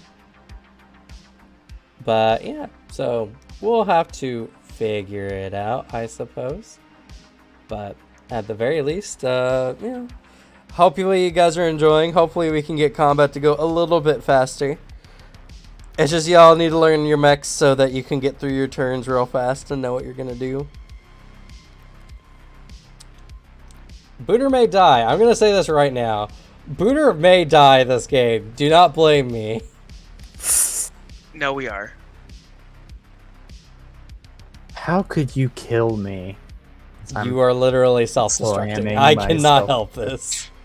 This is that one meme where he's just shooting him, and how could you do this? Yeah, how could you do? See, the problem is, Booter, math-wise, in my head, unless these guys all die, when you come back, they're gonna see you there and want to shoot you when you have one stress and one structure remaining. Yeah, Yeah, but we have a false idol.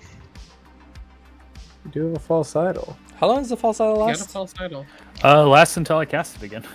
Or no, it that's dies. the end of your next turn. It also, if it ever gets shot, when it gets chosen by it, and with their reliable weapons, as soon as they shoot at it, it's gone. But I will say though, I think I come back on the beginning of my turn, so I can just leave. Yeah, you do come back at the beginning of your turn. Yeah, so I just leave then. What are you gonna do, nerd? Shoot you with ranged weapons. Probably have reactions. No, I can't. That can't be the case. You know what? That's right. You're true. If Cam ever successfully kills you, he must be cheating. Yeah. Exactly. Yeah. Also, if they fail the check on it, they believe it's the real one only until the end of their next turn. That's fair. Nobody's failed on it yet, so. Yeah. So, to be fair, a lot of them haven't had the chance yet. Most enemies there have not attacked besides number 4, who did make the check. So, we'll see. But yeah, so if Booter dies, it's not my fault. He literally self-destructed. I blame you, though. But you're the Probably DM. killed him. I literally cannot prevent characters from committing seppuku. I mean, you You can, just they could. know you don't. I would have to listen. No, you wouldn't. You would not. You'd be like, nah, it's fine. Don't worry. I have another character just in case. Yeah. Anyway. Alright, we're going to go ahead. Happy holidays, everyone. Thank you all so much for those who decided to watch. It's a little rough. I could have done better, honestly. I don't know what to say. I could have read the rules better.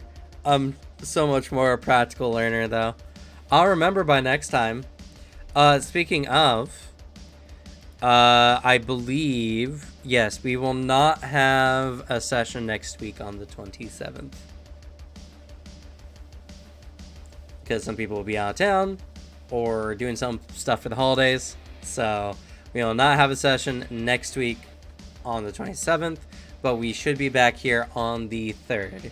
Also, we will not have table talk this week, but we might do something else. Who knows? I don't know. I've been vaguely hinted at. I don't know. Oh, I don't know, so Also- thus I can't positively confirm. Also, I certainly hope we'll be able to do something else, unless, for whatever reason, my family is correct and I'll be stuck in town, which I firmly believe is not true. I don't know. So we might we'll see. we might have a stream Thursday and we're drinking aquavit and doing Yeah. something else. Yo. So I'm excited. I've been so waiting to drink some of the aquavit. I'm excited. Gonna have some nice Norwegian drink. I'm excited. Anyway, with that, I guess happy holidays. See y'all next week or in 2 weeks. Yeah. Go ahead and say goodnight, everyone. Good night. Bye. Night, Good night. everyone. Nighty night. Good night. Because if I don't say it, everyone thinks it's weird. It is weird. It is Good. weird.